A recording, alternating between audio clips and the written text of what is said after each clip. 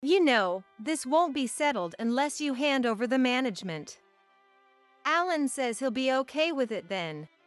My sister Michelle's face was creeping closer with a smirk.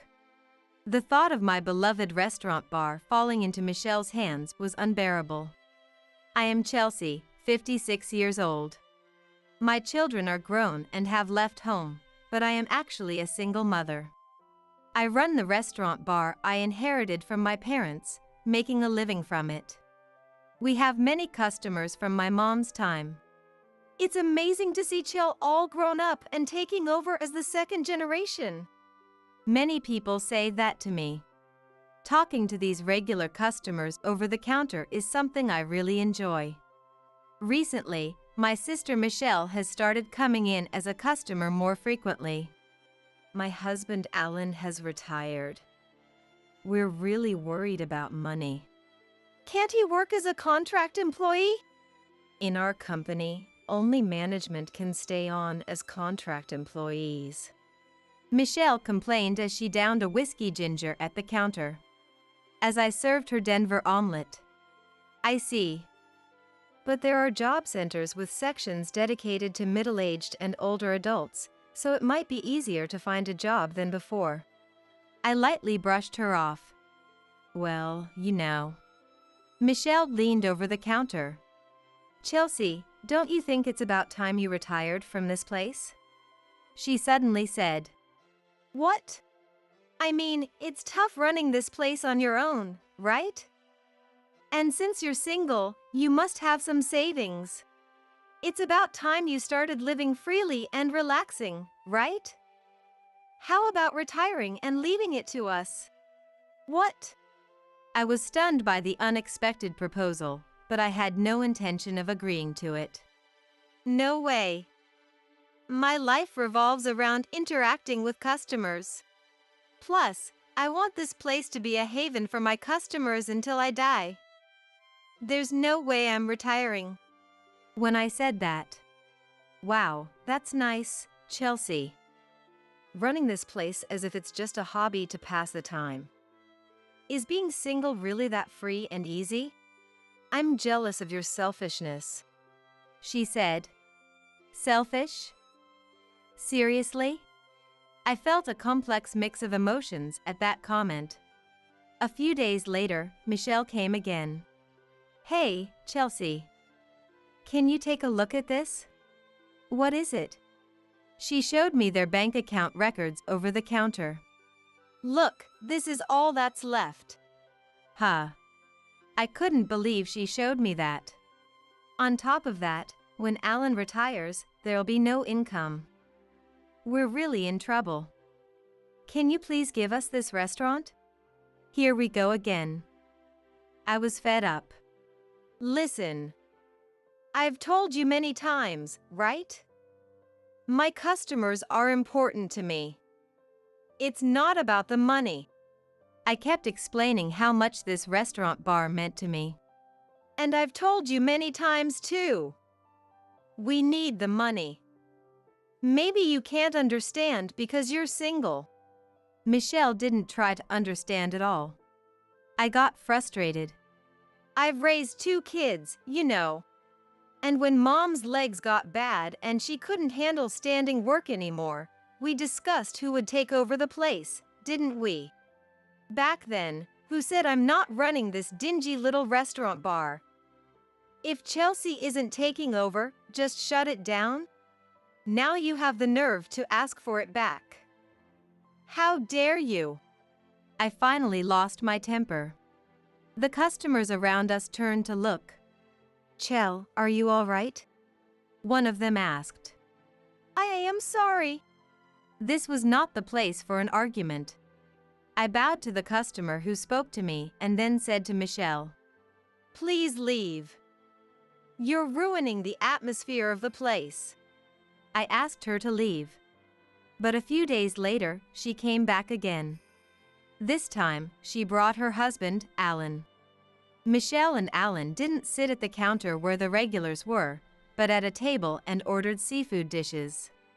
I was still feeling awkward from our previous argument, so I was relieved they chose the table. But then, Ouch, ouch, ouch. It hurts, ugh. It hurts. Alan was clutching his stomach in a panic. The place erupted in chaos. I rushed over. Are you okay? What's happening? Called out. I asked, suspecting a sudden illness like a cold or appendicitis. It's food poisoning. It has to be food poisoning. But Michelle screamed. What? I let out a high-pitched cry of disbelief. Michelle glared at me fiercely. We're taking him to the hospital by taxi. If it's food poisoning, you'll be held responsible. She called a taxi with a furious pace and left. I don't think they were here for more than 30 minutes. The next day. It's confirmed it was anisakis from the seafood, she said, pulling out a hospital diagnosis from an envelope and practically pressing it against my cheek. This won't be settled unless you change the management. Alan said he would forgive if you do, Michelle said with a triumphant, mocking smile. I couldn't believe it. Wait, are you sure this is really our fault? I had to question it. The restaurant has been open for 30 years, 10 of which I've been in charge, and nothing like this has ever happened. And getting sick within 30 minutes of eating here? But Michelle shouted. The diagnosis is right here, and everyone saw Alan writhing in pain. There's more than enough evidence. We could sue for damages and take over this place if we wanted to, she yelled. Even if you say that. I ran home and cried to Mom. Mom is almost 80. Dad has passed away, and she lives alone. She had to give up the restaurant because she couldn't stand for long periods anymore. But she's living her daily life without trouble, still healthy in her old age. Because she is still healthy, I felt even more guilty. I'm so sorry. The restaurant you entrusted to me. The restaurant bar that means more than life to our customers and us. Mom patted my shoulder as I was feeling down. I know you've been keeping things clean, so it's hard to believe it was food poisoning. She then revealed why Michelle and Alan were financially unstable. Alan has come to borrow money from me several times after losing at poker. He said he was worried about retirement, but it's definitely the gambling. Mom told me. If that's the case, my restaurant bar would be taken as compensation for poker debts. If that stomach ache incident was staged. I felt so frustrated and couldn't hold back the tears.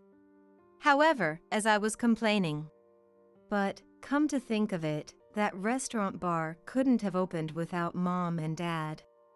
Even if we're closing the chapter on our lives as the parent and child running the restaurant bar, having founder Mom see it through to the end is kind of like a restaurant bar story, a good ending in its own way. I found myself speaking in a tone as if convincing myself. It's true that my legs are getting worse, so I'm glad you'll take care of me and see me through to the end, but 6 months later. I was facing Michelle and her group. Michelle had insisted on meeting to talk. I initially refused, not wanting to get involved in any more conflicts, but they were persistent, saying they had something important to say. The restaurant bar that Michelle had taken over had a sign out front a week after the management change saying, "New management." I remember passing by with a bitter feeling. I had nothing to say to them, but I didn't mind hearing about their current situation. Michelle started yelling the moment she arrived at my place.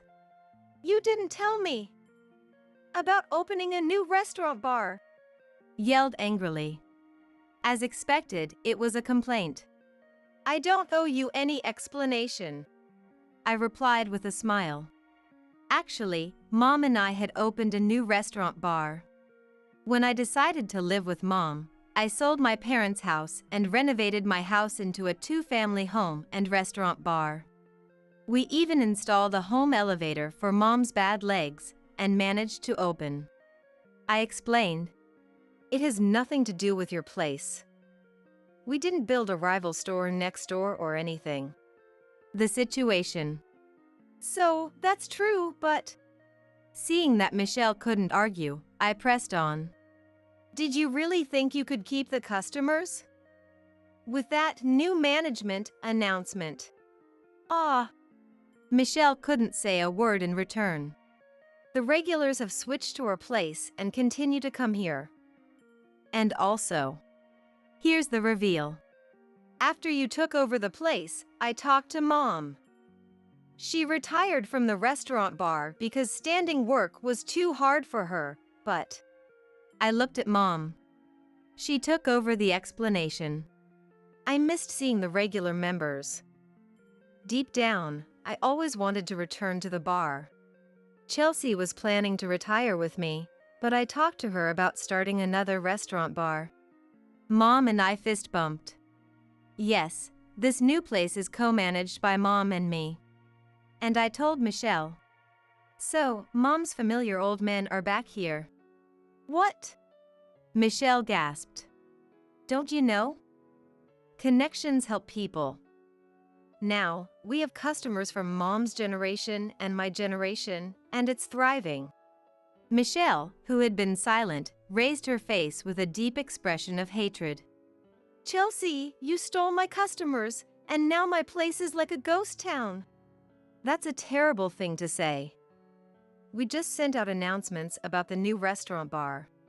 Well, it's true that customers quickly shifted to our place after that.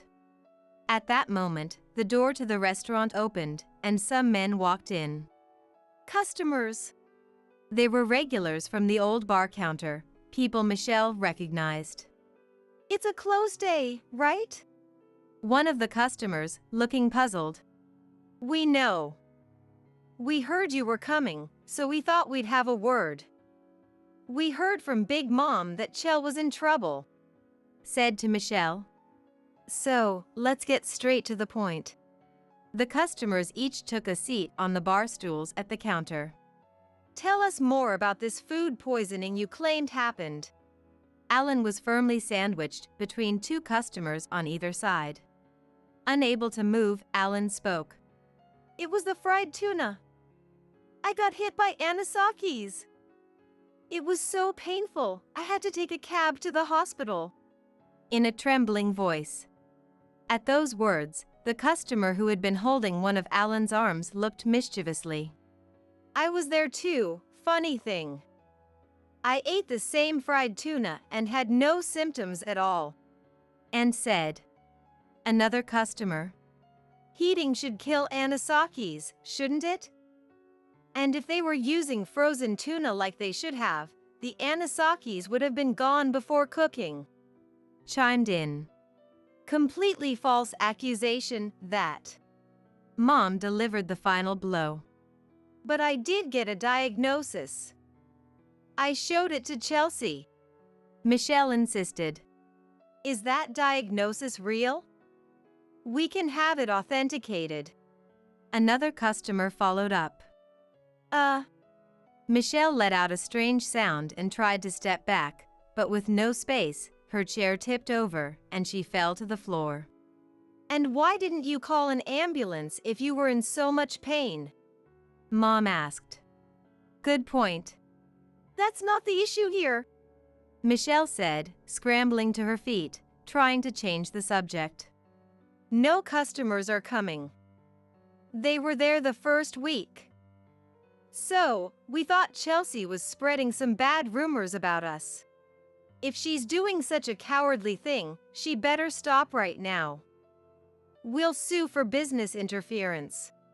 She shouted loudly. It wasn't me, but a customer who answered.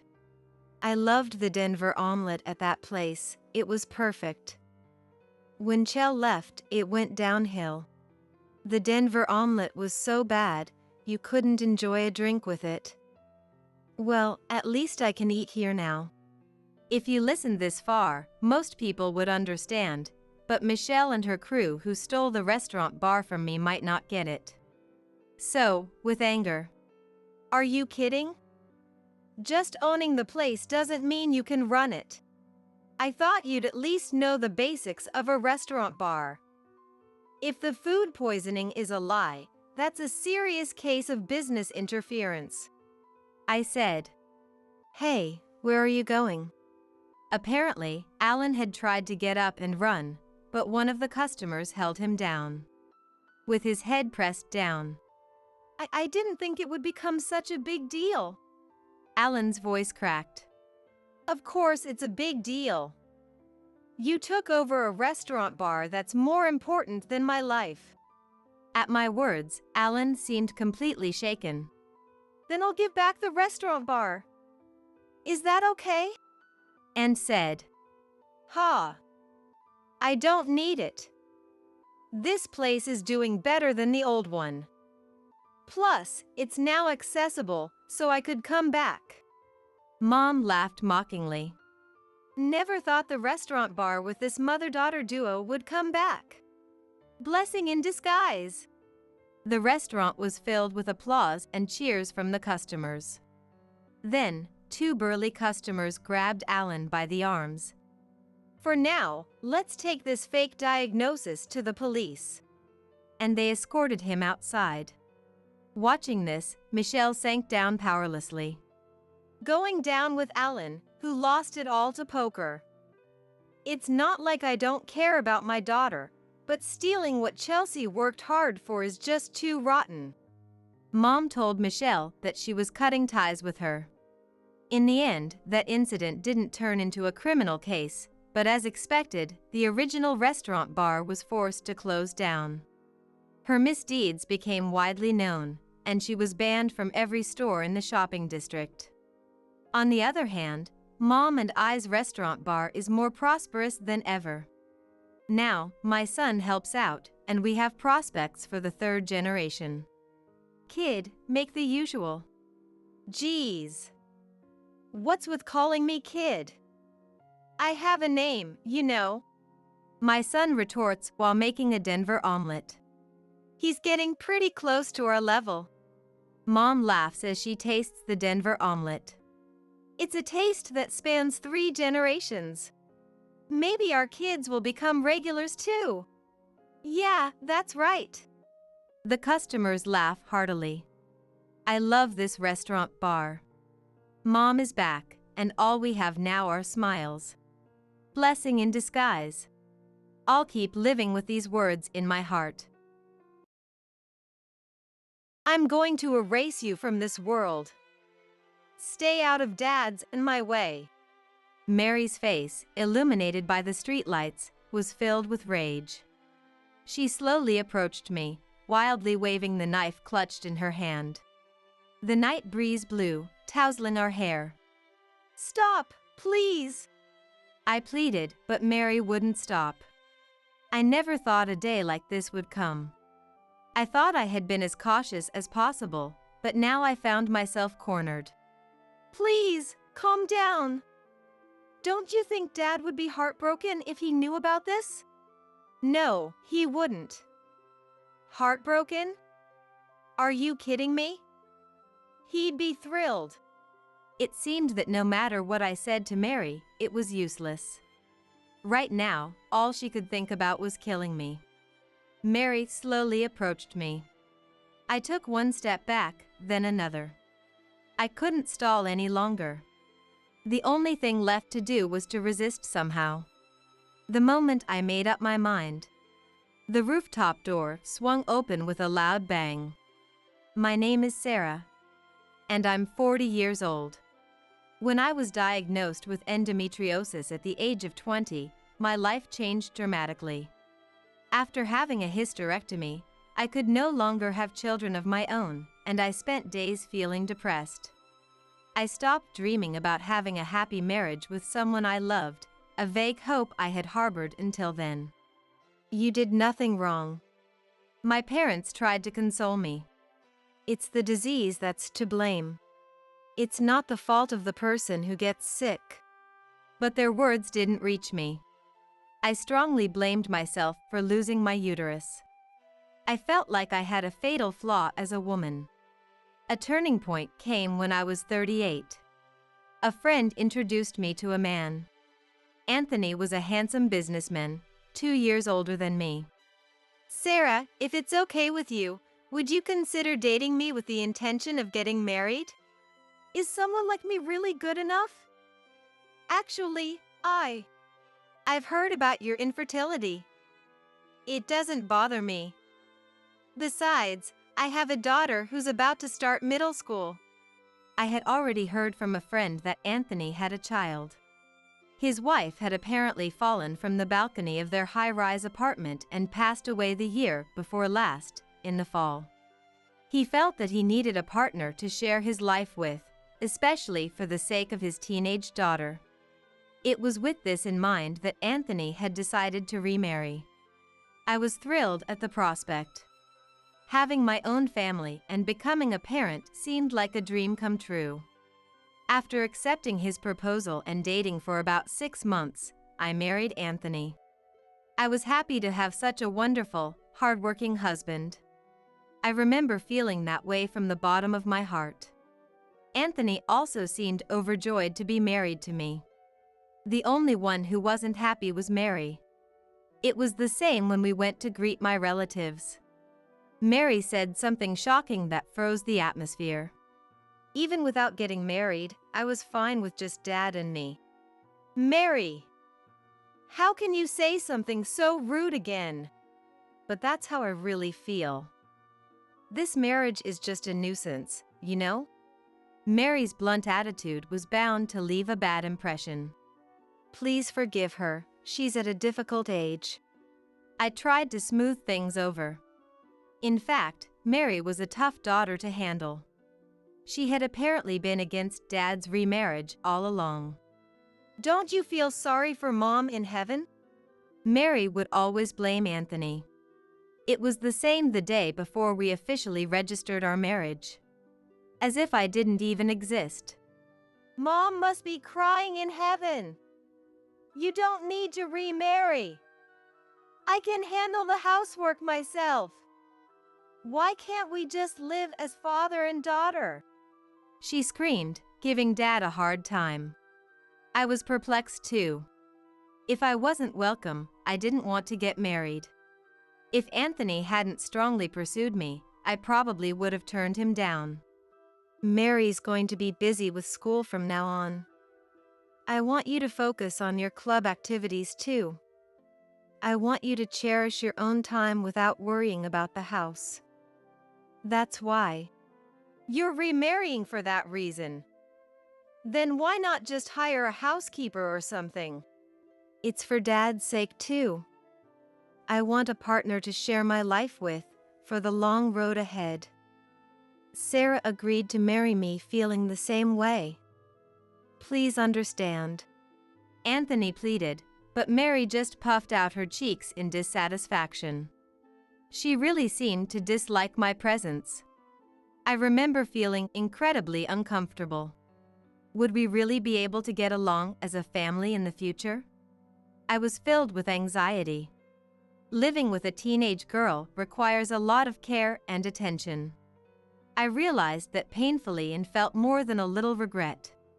Mary was even more difficult to handle than I had imagined. She ignored my greetings. She wouldn't respond when I tried to talk to her. And she often glared at me, with a terrifyingly scary look in her eyes. I heard Anthony scold her countless times when he couldn't stand it anymore. Mary, stop glaring like that. She's your mom, after all. Whose mom? My mom is in heaven. Are you saying that again? I suppose that may be true, but... It's okay, Anthony. It is the truth. Don't blame Mary. I think we can gradually come to understand each other. We have plenty of time, after all. It was too naive to think we could hit it off right away. If I were in my daughter's position, how would I feel? If I wanted to improve our relationship, I had no choice but to take my time. I made up my mind and decided not to dwell on it even when Mary was cold to me. Even when she looked at me with hostile eyes, even when she complained to my face, I endured it with a smile. Mary's strong-willed nature was the real deal. She would get competitive with me at every turn. She tried to outdo me in every way, from cooking skills to cleaning efficiency. "Hey Dad, look at the omelet I made. It's way better than a certain someone's, right?" By a certain someone, do you mean Mom? Mary, I told you to stop trying to compare like that, didn't I? There's no point in comparing. Why? I'm proving that we'd be fine without this person around. Why can't you understand that? You're so stubborn, Dad. Mary. Stop pointing at Mom and calling her this person. Mary was still in middle school. It was only natural for her to be emotionally unstable at times. Getting angry or reacting emotionally was out of the question. I needed to handle this like an adult and take my time to get closer to her. I told Anthony that whenever an issue came up, "I'll be fine, so don't worry," I assured him. It must have been about 6 months after we got married. A big change came. Mary started smiling at me. Where did that sharp, hostile look in her eyes go? She would come up to me with a smile. "Good morning, Mom." And she'd say. My feelings had finally gotten through to her. I was genuinely happy. But it didn't take long for me to realize that her kindness was only superficial. "Mom, I'll help you prepare dinner too. Can I cut the carrots into small pieces?" "Sure, thanks.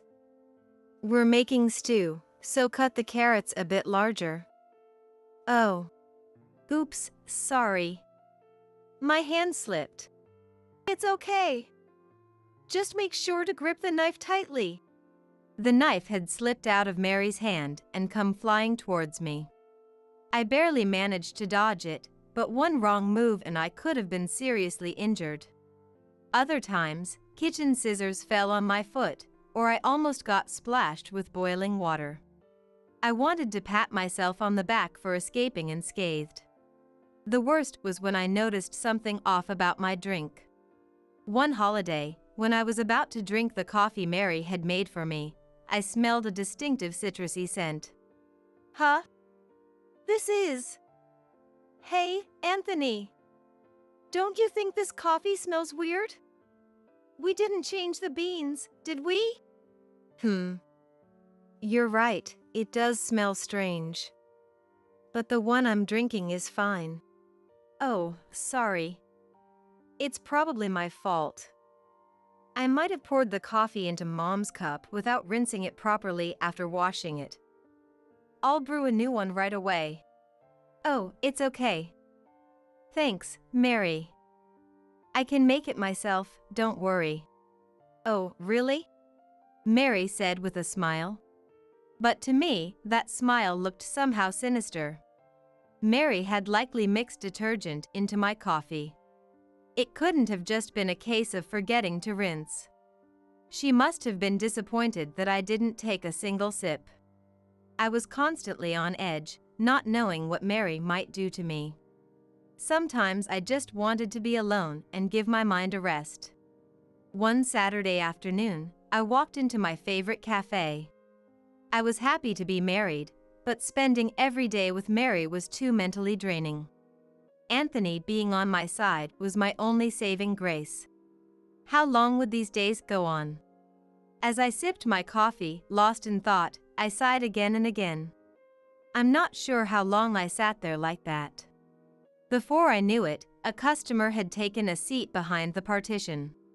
The voice sounded an awful lot like Mary's, and I couldn't help but prick up my ears. It's just the worst. Nothing I do works out. I want to get the better of her just once. I wonder why. Maybe it's because I keep failing. Don't rush, Mary. These things take patience. Always smile and lure your opponent into letting their guard down. Take your time and do it carefully. Let's open Dad's eyes. You're right. Absolutely. Thanks, Linda. There was no mistake. One of them was Mary. But who was this Linda person? Judging from her voice, she seemed to be an adult woman. Thanks to the partition, the two hadn't noticed my presence. The content of their conversation was truly terrifying. They were discussing specific ways to drive me to divorce. If I continued this marriage, my life could be in danger. I should get a divorce right away. They were trying to make me think that somehow involuntarily propose a divorce. That night, when Anthony and I were alone, I talked to him about Mary and this woman named Linda. And that's the story. Anthony, do you know anything about someone named Linda? Linda. I hate to think it, but... Anthony seemed to have an idea. He turned pale upon hearing the contents of their conversation. I'll try to casually ask her about it. Anthony promised me. Anyway, we have to avoid anything that could put Sarah's life in danger. Be as careful as possible around knives, things you put in your mouth, high places, walking on the street, things like that. Yeah, I will. It'd be scary if something happened. At the same time, I decided to investigate the other person on my own. I couldn't just sit back and take it. I had to be proactive in protecting myself. If something were to happen to me, there was a possibility that Mary and this Linda woman could become criminals. Linda aside, I wanted to protect Mary. That was my maternal instinct. A few days after that conversation, I got a message from Anthony saying, I have to work late. Then, after dinner, Mary invited me up to the rooftop. Apparently, she had heard from a friend that we could see a meteor shower tonight. We can see a meteor shower? I haven't heard anything about that. There don't seem to be any articles about it on news sites either. Let's just go and see. The rooftop of this high-rise condo is finally open to residents.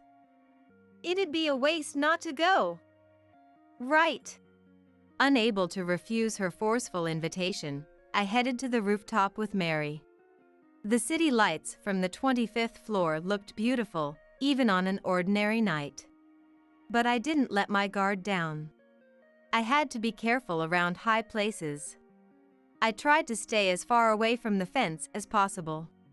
Then, Mary gradually grew impatient. Mom, come over here. The night view from here is really gorgeous too. Thanks. But I'm fine, I can see it well from here. Hey, I'm telling you to come here. Don't you get it? Mary's voice lowered. Before I knew it, Mary was holding a knife in her hand. She spread her arms wide and slowly approached me. The Mary who had transformed discarded her fake kindness and revealed her true nature. I'm going to erase you from this world. Stay out of Dad's and my way. The night breeze blew, tousling our hair. Mary's face, illuminated by the streetlights, was filled with rage. Stop, please. No matter how much I pleaded, Mary wouldn't stop. Please calm down. Don't you think Dad would be heartbroken if he knew about this? No, he wouldn't. Heartbroken? Are you kidding me? He'd be thrilled. It seemed that no matter what I said to Mary, it was useless. Right now, all she could think about was killing me. Mary slowly approached me. I took one step back, then another. I couldn't stall any longer. The only thing left to do was to resist somehow. The moment I made up my mind, the rooftop door swung open with a loud bang. Stop it, Mary! Get away from Sarah! Dad! How did you? I had actually texted Anthony that Mary had invited me to the rooftop. Her behavior was unusual, and going somewhere high up was far too dangerous. I'll be home soon, so don't let your guard down. He had replied. Anthony came running over and stood behind me. Move! Mary screamed. The tip of the knife was shaking. Her eyes were crazed. She charged at us, knife raised overhead. While shielding me, Anthony caught Mary as she swung the knife around and pushed her towards the fence. And then, to our shock, the fence came loose with a small clatter. Ah! No! Mary! It all happened in an instant. Mary, falling into the darkness below. The merciless sound of impact echoing through the high-rise condo's garden. We immediately called the police and an ambulance. But sadly, Mary couldn't be saved. Anthony, though clearly in agony, fulfilled his role as the family representative admirably. Many people rushed to attend Mary's funeral, friends, teachers, and more. Mary, who was always cheerful, frank, and popular at school. I deeply regretted not being able to save Mary before she lost her sanity. About a week after Mary's funeral, I called Linda to meet me at a cafe. She seemed surprised to hear from me. Of course she would be. No one would expect to get a call directly from a colleague's wife. That's right, this Linda, who had been secretly encouraging Mary, was Anthony's coworker. When Linda arrived right on time. Nice to meet you. I greeted her with a simple. Mary seemed to be very close with you while she was alive. Huh? Oh, my condolences. She still had so much ahead of her, it's just… Yes, it's tragic. A fall from 100 meters up. Apparently the wire fence had come unhooked and the bolts on the posts had come loose. That fence Mary had leaned her weight against that day. It had been rigged to come off with just a bit of force. And not just in one spot, it seems the fences all across the rooftop were in that dangerous state. Mary must have been trying to corner me against that fence while threatening me with a knife. And by some cruel twist of fate, she ended up being the one to lean on the broken fence. It was truly a nightmarish event. You're the one who tampered with the fences on that rooftop, aren't you, Linda? What? How could I have? I'm an outsider. I can't get into the building. Couldn't Mary have let you in? It'd be easy to get in then, right? You were conspiring with Mary to kill me. Isn't that right? Come clean and tell me everything. I don't know what you're talking about. Don't go accusing me. Who do you think you are? Isn't this a bit rude to say to someone you just met? You're out of line. Linda was defiant. She denied ever even meeting with Mary. She claimed that she had only heard about her a few times from Anthony and had never directly interacted with Mary herself. How dishonest. It had to be a lie. I clearly remembered Linda's voice as she spoke with Mary. Stop spouting nonsense.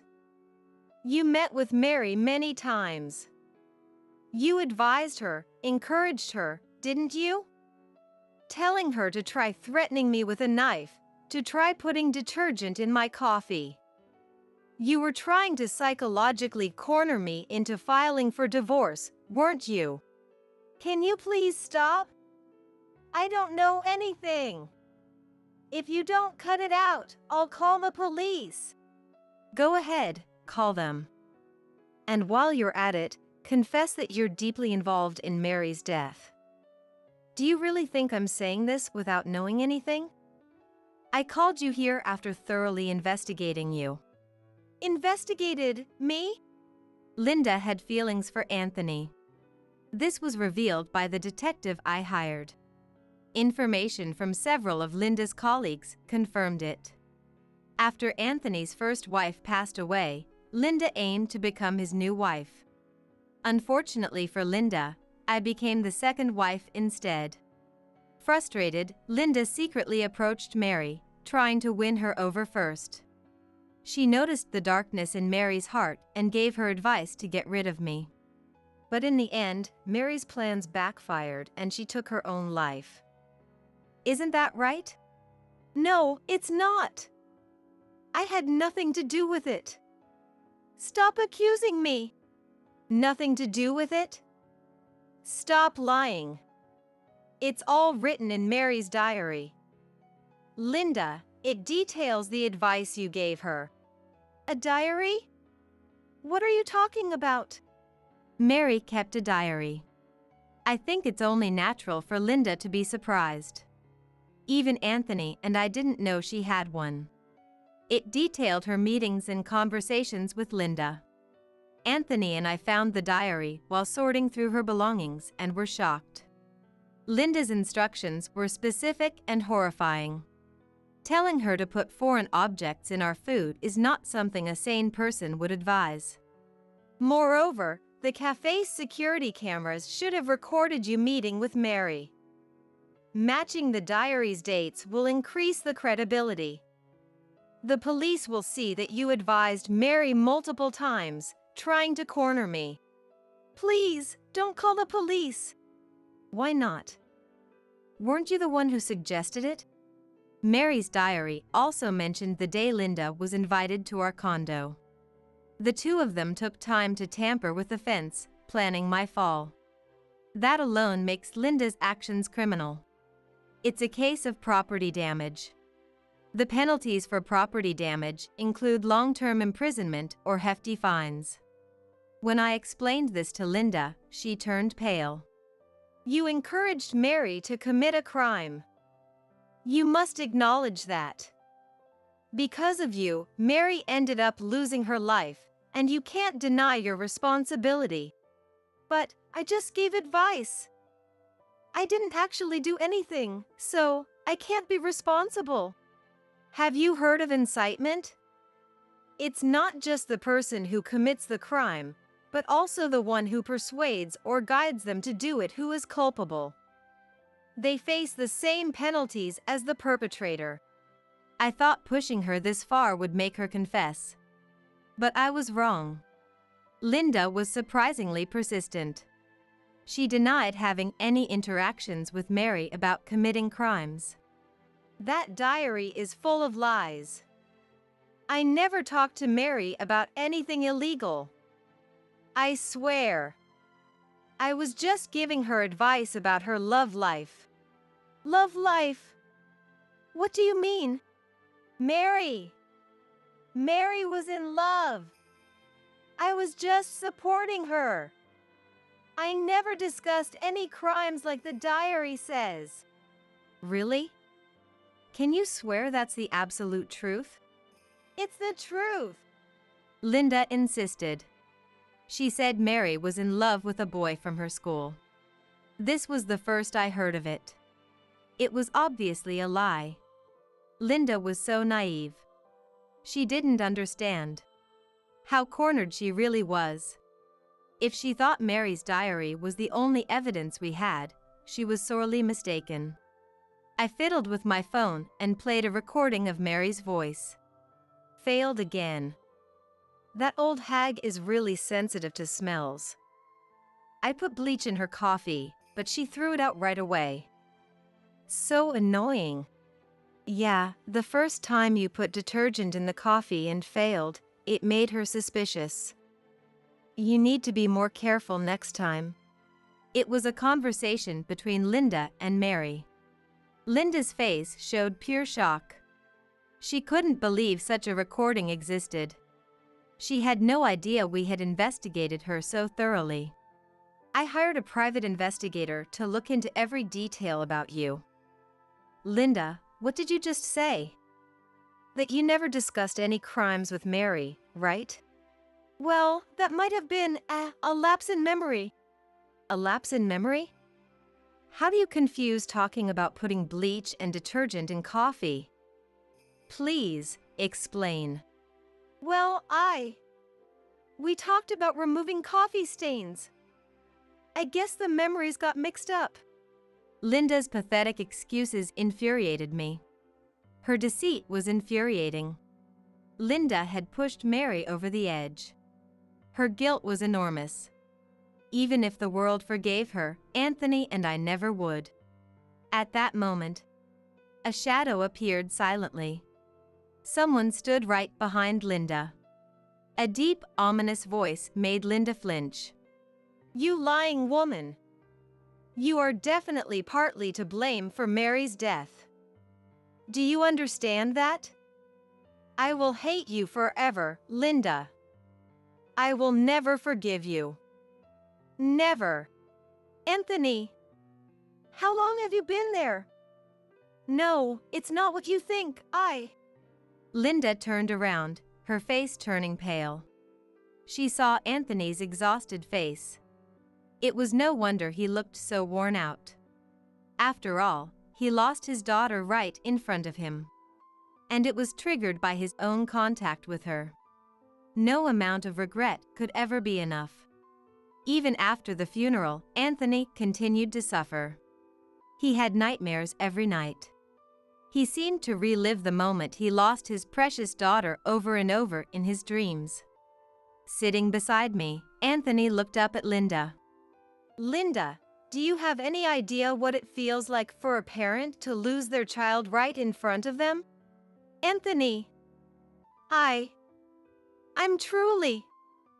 I'm so sorry. Sorry isn't going to cut it. Do you think saying sorry will make everything okay? Give me back Mary. We had our problems, but she was still my daughter. Anthony already knew Linda had tampered with the fence. If it weren't for that, Mary might still be alive today. And if she were alive, maybe we could have eventually reconciled. But that possibility was taken away from our family. Thinking about Anthony's pain, I couldn't stop my own tears. Linda, I deeply regret ever introducing you to Mary. If that hadn't happened, she wouldn't have kept in touch with you. I'm sorry. I'm sick of hearing apologies. Can't you say something more meaningful?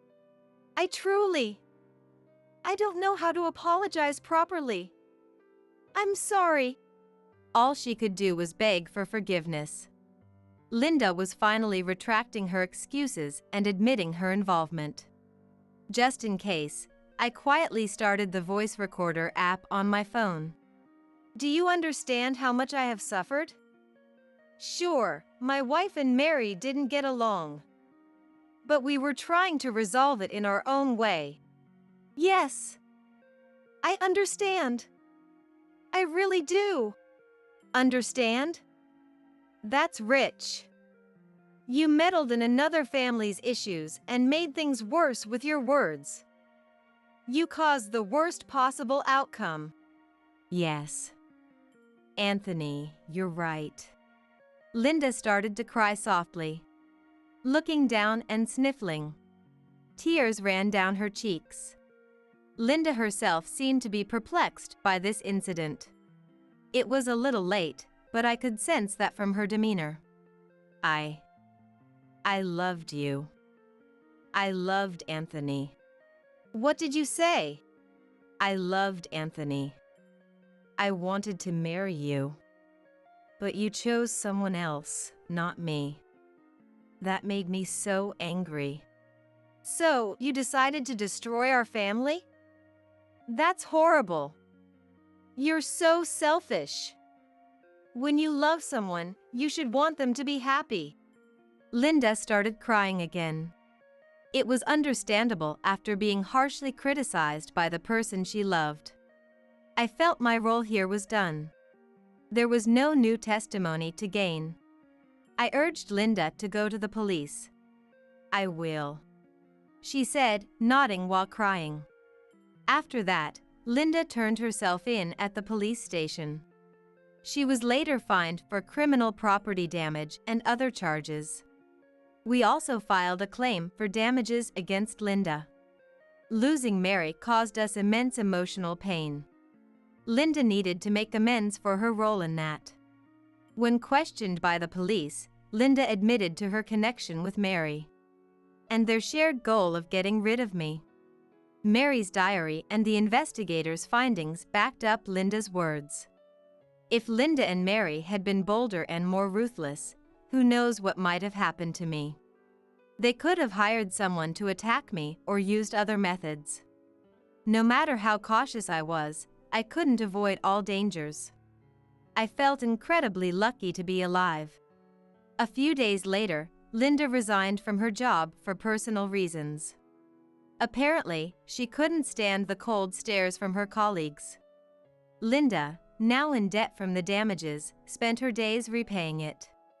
She currently works part-time at a grocery store in a small town in South Carolina. Mary's obsessive attachment to Dad and her hostility towards me became clearer. Anthony found a theory that seemed to explain it. Mary likely had an Electra complex. Anthony sighed. An Electra complex? What is that? Is it a disease? It's not a disease. It's when a young girl feels exclusive love for her dad and develops strong rivalry with her mom. Mary might have had an extreme case of it. That makes a lot of sense. An Electra complex. It describes a psychological state, not a mental illness. Anthony emphasized that point. Even I have a normal amount of affection for Dad. In Mary's case, she must have unknowingly let those feelings escalate. It's something that could happen to anyone. That child did nothing wrong. I prayed once again for Mary's soul.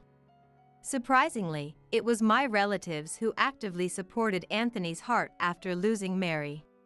Anthony's actions in trying to protect me, his wife, were completely justified. They affirmed the wounded Anthony wholeheartedly, saying those words. They even encouraged him about pushing Mary, saying it was self-defense.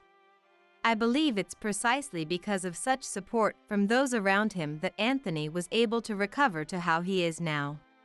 Anthony and I now spend peaceful days together, just the two of us. The wounds in our hearts may never heal completely. But it's because we're like this that it's important to be conscious of supporting each other. There will likely be many painful things in the future too, but as a married couple, we want to join our strength and overcome them. We want to protect each other's hearts so that we can smile as much as possible. That's what I believe. Chasing after daily chores and constantly facing verbal abuse, I've become completely exhausted. I'm going back to my parents. I told my husband Abel and our daughter Marcy, but their response was far from sympathetic. Instead, I got, "Huh? Who's going to make lunch for me and Marcy then?" Right, a housewife shouldn't slack on the household chores. Besides, you don't have a home to return to anymore. There's no one out there who will welcome you back. When I ignored them and left the house, Abel and Marcy bombarded me with furious calls. This number is currently in use. Please check the number and call again. Note that the number will be changed immediately, so you will not be able to reach me ever again. After saying that, I turned off my mobile phone. Time to get a new phone contract immediately. By permanently ignoring calls from Abel and the others. My name is Alicia, 41 years old. I live with my husband and daughter, along with my father-in-law and mother-in-law, making us a family of 5. Abel and I met at the company we both worked for after graduating from college. A classic office romance. We got married at 24, and by 26, I had given birth to our daughter Marcy and quit my job to become a full-time homemaker. I've been a housewife ever since. After having Marcy, we moved to a spacious house a bit far from the city. It's a bit old, but Abel said it was big enough so we wouldn't need to move even if we had 3 or 4 children. The commute is inconvenient, so I drive Abel to and from work every day. I wave goodbye at the station and pick him up in the evening based on his heading home text. Honestly, it was sometimes a hassle, but even that felt like a happy daily event. The early days of our marriage were truly blissful. Living the sweet life, I wondered if anyone could be happier than I was in those newlywed days. Abel was the young hope of the sales department, well-paid, handsome, and liked by everyone. Initially, I was drawn to his looks and gentlemanly behavior, admiring him. Marrying someone like a celebrity, I was the envy of my coworkers. I was indeed proud to have been chosen by Abel. But that life came to an end. When I gave birth to Marcy, at Abel's wish, I quit my job to become a housewife.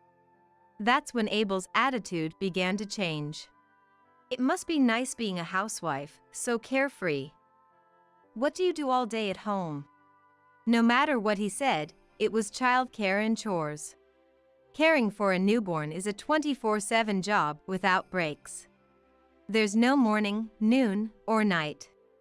If the baby cries, I have to wake up, feed, change diapers, soothe, and hardly get any sleep. Please, can you keep the night quiet?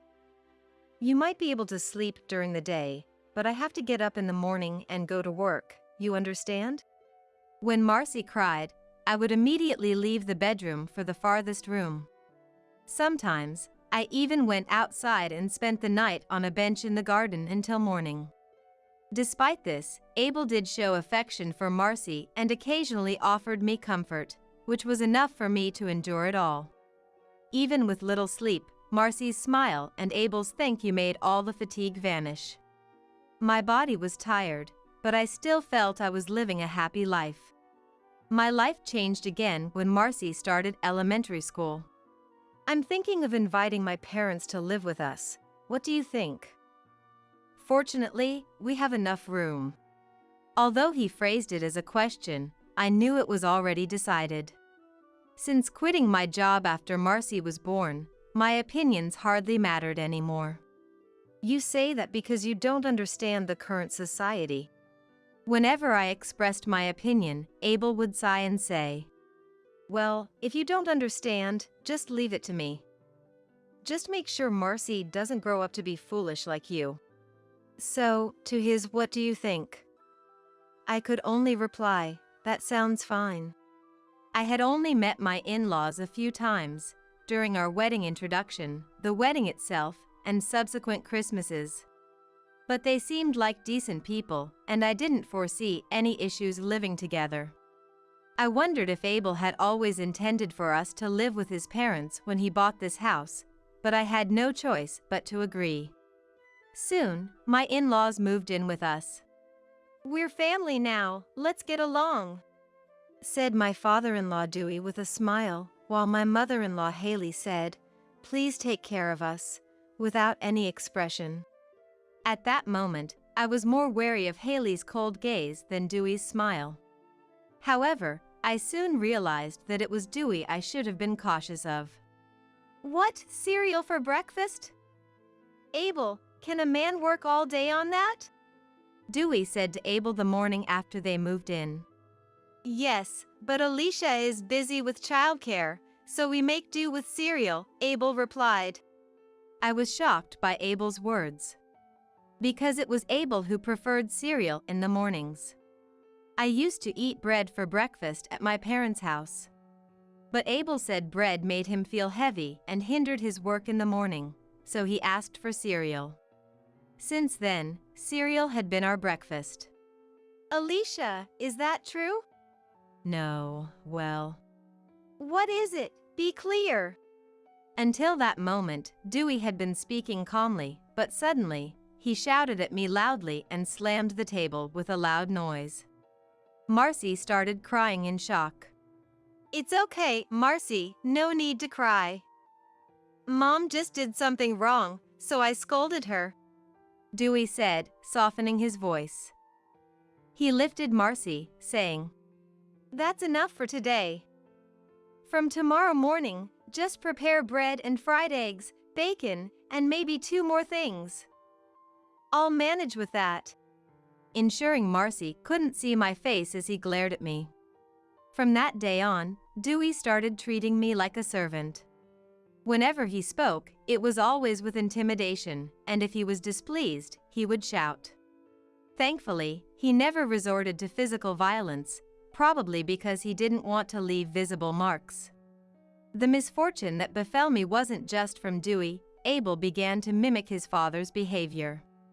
While he had always looked down on me and tried to control me, he hadn't outright insulted me with foul language until he started acting like Dewey.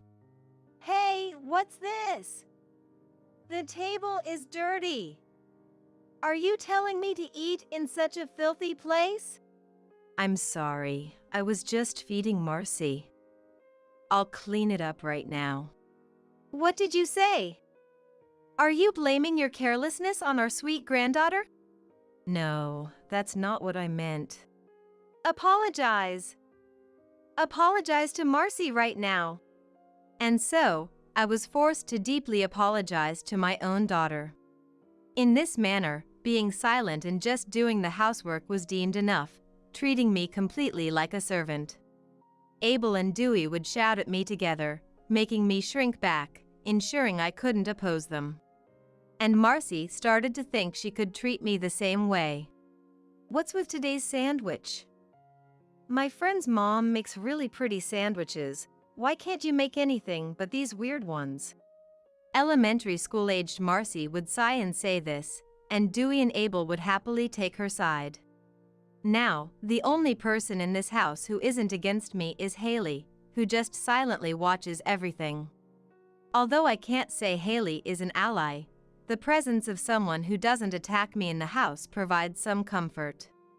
This life continued for 10 years, and before I knew it, I had become a soulless servant, completely at the mercy of Dewey, Abel, and Marcy. One day, as usual, Dewey, Abel, and Marcy continued to berate me about how useless I was, only alive thanks to their support. Blaming myself for everything, believing I was incapable of doing anything right. I was preparing breakfast and lunch for the next day for the three of them, and ironing Abel's shirts and Marcy's clothes until late at night when Haley came to me and said, "Alicia, I think that's enough." What is she talking about? I didn't stop ironing but glanced at Haley's face for a moment. You should escape as soon as you can, before you end up like me. It wasn't until she said that I finally stopped and looked up. I was just like you, at the mercy of Dewey, his father, and Abel. Just like you now, believing it was all my fault, that I had to try harder to be recognized. I was surprised. I had never had such a conversation with Haley. In fact, I realized I had never talked to Haley about personal matters beyond necessary household chores and errands. Despite living together for 10 years, Haley began to share bits of her life with me. She too was happy at first, just like me. In Haley's time, it was understood that women quit their jobs upon marriage, an unspoken agreement. And she had embraced her role as a housewife without question. Then, 2 years later, when Abel was born, the attitude of Dewey's father and Dewey himself began to change. Be grateful you don't have to work. Since you're a housewife, make sure the housework is perfect. Serve Abel like you would a king, you're the lowest in this house. She was continually told. Like me, Haley was told this repeatedly, made to believe it was right, and lived being constantly berated by her father-in-law, husband, and son. Ever since you came to this house and I saw you suffering the same fate as me, I thought I was finally being freed. I'm sorry. Haley apologized to me after saying this. From Haley's story, I learned that Dewey's family believes only their bloodline is noble and important. They think it's okay to oppress and use people like Haley and me, who are not related by blood, and treat us as servants. But to make sure you can't escape before that happens, they initially welcome you kindly. At the beginning of the marriage, Dewey and his father were so nice to me that I thought I was the happiest person in the world. It was the same for me. I thought I was the luckiest person in the world to have married Abel. Once they see you can't escape, they gradually reveal their true selves. and by the time you realize it, it's too late to do anything. That was true. I first started feeling uneasy after Marcy was born. Abel began to look down on me using Marcy. Marcy is cute because she looks like me. It's really good she doesn't resemble Mom. Abel indeed has a handsome face, falling into the category of narcissism. But I smiled it off, thinking every parent finds their child adorable. Marcy is really smart too. She must have gotten that from me. You shouldn't end up like Mom just because you're a girl. I was a bit irritated then, but convinced myself it was just his way of being sweet to Marcy. I wanted Marcy to be cute and smart too. What's this mess? Marcy could get hurt. Clean this up immediately. As Marcy grew and began scattering her toys around, Abel would frequently come home at night and say things like this. A home with a small child gets messy, no matter how much you clean up. There might be some differences depending on the house, but ours was like that too. Even if you clean one area, you'll notice another has become messy while you were doing chores. You end up being chased by tasks all day long. I thought this was normal for any household, and whenever Abel scolded me, I would apologize, thinking my housekeeping skills were insufficient. I believed the mess was due to my lack of ability in housekeeping. We came here because you no longer have a home to return to. There's nowhere left for you to escape. Indeed, just before Abel decided to have his parents move in with us, I had lost my mom. My dad had passed away shortly after I got married and Marcy was born. Since then, Mom had been living alone in our family home.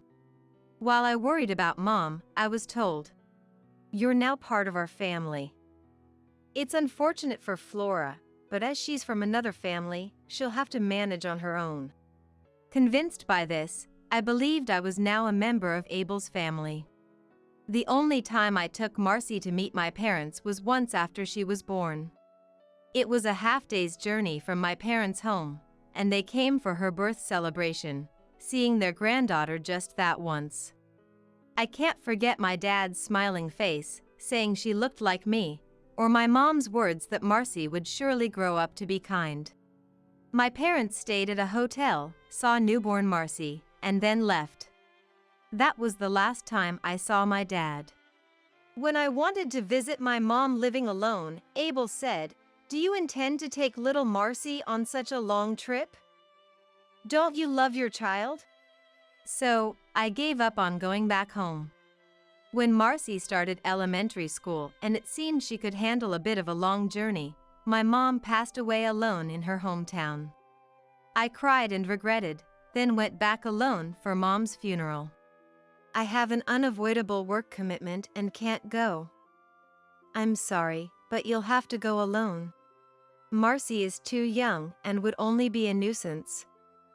We'll leave her with a babysitter here." Though surprised, by that time, I had already come to believe that Abel's words were the right ones. So I felt guilty about leaving my family and rushed to finish my tasks and return home as quickly as possible. I kept Mom's funeral to a minimum. Listening to Haley, I realized how abnormal my situation had been, and how brainwashed I had become, to the point of not noticing it. "I'm really sorry." Haley apologized deeply. "Why are you telling me this now, after staying silent for 10 years? Why now?" I was dumbfounded by the truth laid bare before me, yet I couldn't help but direct my burgeoning anger towards Haley. "I wish I hadn't known about this now. It would have been less miserable to live without knowing anything. Serving Abel and Marcy silently for the rest of my life." Tears started to overflow without warning. "I thought it wasn't too late." "Not too late?" "Yes. There's still time." Haley spoke softly, sharing her feelings while looking dejected. "Seeing you being treated like I used to be, I thought I had to stop this cycle of negativity somewhere. You're still young, you can start over. Haley, as she herself said, had been quietly watching me, feeling relieved thinking that now she could be free. As expected, Dewey and Abel's attacks shifted towards me, and their interest in Haley faded away. But gradually, seeing me, she started to see a reflection of herself and thought it was wrong. That she had to do something to help, yet she found it hard to take action. When you think about what your deceased parents would feel seeing you now, how do you think they'd feel knowing their precious daughter is being treated so poorly? Being reminded of my parents, I felt as if my heart was being seized. And then, when Marcy grows up, she might treat her husband the same way we've been treated, creating another victim. You would have to watch that person suffer as I have. I thought we must stop this cycle. I discussed with Haley what we should do next. And the time for action came. That weekend, on Saturday morning, Dewey left for an overnight trip with a friend, leaving the house empty. Abel and Marcy had plans to go to Abel's company barbecue on Sunday. After seeing Dewey off, they left me with these instructions. Make sure you prepare a meal that will impress everyone. Yeah, something that will appeal to the director's son would be good. It seems Marcy had fallen for the son of a director she met at a company social event. Right, we'll say Marcy helped make it. That should make the director's son fall for her. Hearing Abel's words, Marcy blushed. Watching just this interaction, you'd see a normal, beautiful young girl. But I realized she had grown into a person filled with the same poison as her father and grandfather. I couldn't help but sigh. What, got something to say? If you have a complaint, let's hear it. Really, just living off Dad, totally useless. I took off my apron and placed it on the table. Chasing after daily chores and constantly facing verbal abuse, I've become completely exhausted. I'm going back to my parents. I told Abel and Marcy. But instead of sympathy, their response was, Huh? Who's going to make our meals then? Right, a housewife shouldn't slack off on the chores. Besides, you don't have a home to return to anymore. There's no one out there who will welcome you back. They looked at each other and laughed at me as if I were a joke. Got it? I'll say it again. Prepare a meal that will amaze everyone. You can spend as much money as you need, get the expensive ingredients, I'll allow it. Normally, they'd check the shopping receipts and tell me to save more or that Haley and I should make do with cheaper things. But now they were being unreasonable. No, I won't make the meal, I said firmly. You're defying your husband? Yes. Then get out right now. Understood. Thank you for everything up to now. With that, I took my pre-packed bags and left the house. Abel and Marcy looked surprised, probably thinking I'd return soon. But there was no sign they intended to follow me. I walked a bit before calling a taxi and went to a hotel I had decided on beforehand. There, I smiled at someone who was already waiting. It's good for you. You made the right decision to leave. Yes, I don't know what would have happened if Dewey was there, but it was just the two of them, so I managed to leave. Haley had sneaked out of the room after Dewey left that morning and checked into the hotel ahead of me. Dewey is more suspicious than Abel and Marcy. If Dewey had been there, he wouldn't have allowed Haley to leave the room, nor would he have allowed me to say what I did. All that's left is to proceed as planned. With my own words finally reclaimed, I said this with a smile. We spent the day relaxing at the hotel, and the next morning, Haley and I headed to my parents' house. Even though no one lives there now, the house is still there. After traveling for half a day and arriving at the nostalgic house, tears involuntarily filled my eyes. If possible, I wished to have returned here while my parents were still alive. To be greeted with smiles. Let's clean up and make it a livable place again. Yes. We cleaned earnestly, turning the old house into a comfortable space. Doing chores for ourselves, instead of for those who never saw us as people, felt unbelievably satisfying. After a day of hard work, we took turns showering and then toasted with beer, feeling a satisfying tiredness. Freedom tastes so sweet. Haley smiled at me. That day, Haley had told me to escape alone.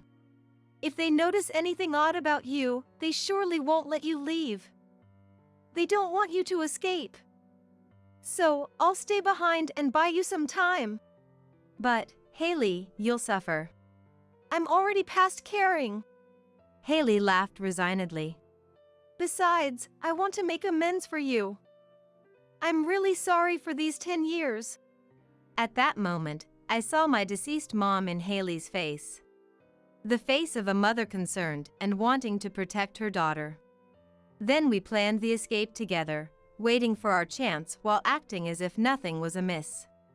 Until that day, we both quietly went about our days as if nothing was amiss, waiting for the right moment. As Haley had said, it would have been impossible to escape if all three were together. So, we waited for an opportunity when Dewey was gone. If it was 2 against 2, we thought we could manage somehow. And indeed, we managed to escape exactly as planned. Surely, after I disappeared, Abel and Marcy would try to assign tasks to Haley, only then realizing I wasn't there. Haley was always an ignored presence by the three of them.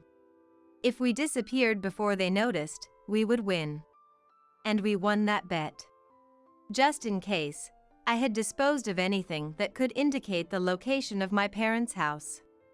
Abel, who had only visited once before our marriage, had never bothered to remember its location. Even if he tried to search, he wouldn't know where to start. I turned off the location services on my mobile phone and powered it down. I decided to turn it on. As expected, there were dozens of voicemails. I played them just in case. All the messages were the same. Where are you? Come back, or else. Do you think this is okay? What about the house? I'll forgive you now, so respond. I'm serious, I'll get angry. Where are you? Fulfill your duties as a housewife. Don't you care about your daughter? You. Neglecting your child. It's astonishing how they keep repeating the same things without learning. I listened to the voicemails in order, amazed, but then a call came through and I accidentally answered. Hey, you finally picked up. Where are you? Come back and take care of the house. I immediately hung up, but then Marcy called. What are you doing? Come back and make dinner. Of course, I hung up right away. But the calls kept coming, over and over. Because they were so persistent, I decided to respond. This number is currently in use. Please check the number and call again. Furthermore, the number will be changed immediately, so you will not be able to reach me ever again. After saying that, I turned off my mobile phone. Time to get a new phone contract immediately. Soon after, I decided to sell that house. Yes, I was the owner of that house. It was bought with the insurance money after my dad passed away, but since Mom was the beneficiary, she bought it and leased it to our family. When Mom passed away, I inherited it, so it became mine by default. Abel, who always looked down on me, had completely forgotten about this. Perhaps he also forgot because, despite calling it a lease, he never actually paid any rent. I received a call from the real estate agent handling the sale, and though Abel tried to contact me in a fury, I informed them that any further communications would go through my lawyer, and then I canceled my old mobile phone. I played my last card by sending them the recordings of Abel and his friend's verbal abuse left on that mobile phone, offering mercy by saying I wouldn't take it to court if they just left immediately. Abel and Dewey, I couldn't care less about. But Marcy, she's still my daughter. I wanted to keep a door open for Marcy, in case she decided to change her ways. Despite some resistance from Abel and Dewey, they eventually agreed to the divorce. They didn't want a court battle, and it seemed they only really cared about their blood relatives. Anyone else being out of the picture didn't bother them. The fear of their abusive words, recorded after I woke up, becoming public might have also played a big part. After all, Abel and Dewey always cared a lot about their public image. They wanted to avoid any further damage to their reputation. To maintain appearances and prevent future issues, they followed the terms of a notarized agreement we made, paying the agreed alimony and quickly leaving the house. Abel had quite a bit to say about expecting to receive half the money from selling the house, but the inheritance I received was mine. And no amount of complaining from him would change that it wasn't subject to division. Thus, I was able to start a new life with Haley. At first, Haley hesitated, saying, "I was part of the reason you suffered." But if Haley hadn't told me to run away back then, I'd still be living a humiliating life. For that alone, I'm grateful. Despite the connection forged through that marriage, now the only person I can call mom is her, which led me to suggest we live together. A non-blood related mother and daughter living together doesn't seem so strange in today's world. And then there's Marcy, related by blood to both Haley and me, who started saying through a lawyer that she wanted to live with us too. Grandpa and Dad always tell me to take care of the house. It's terrible.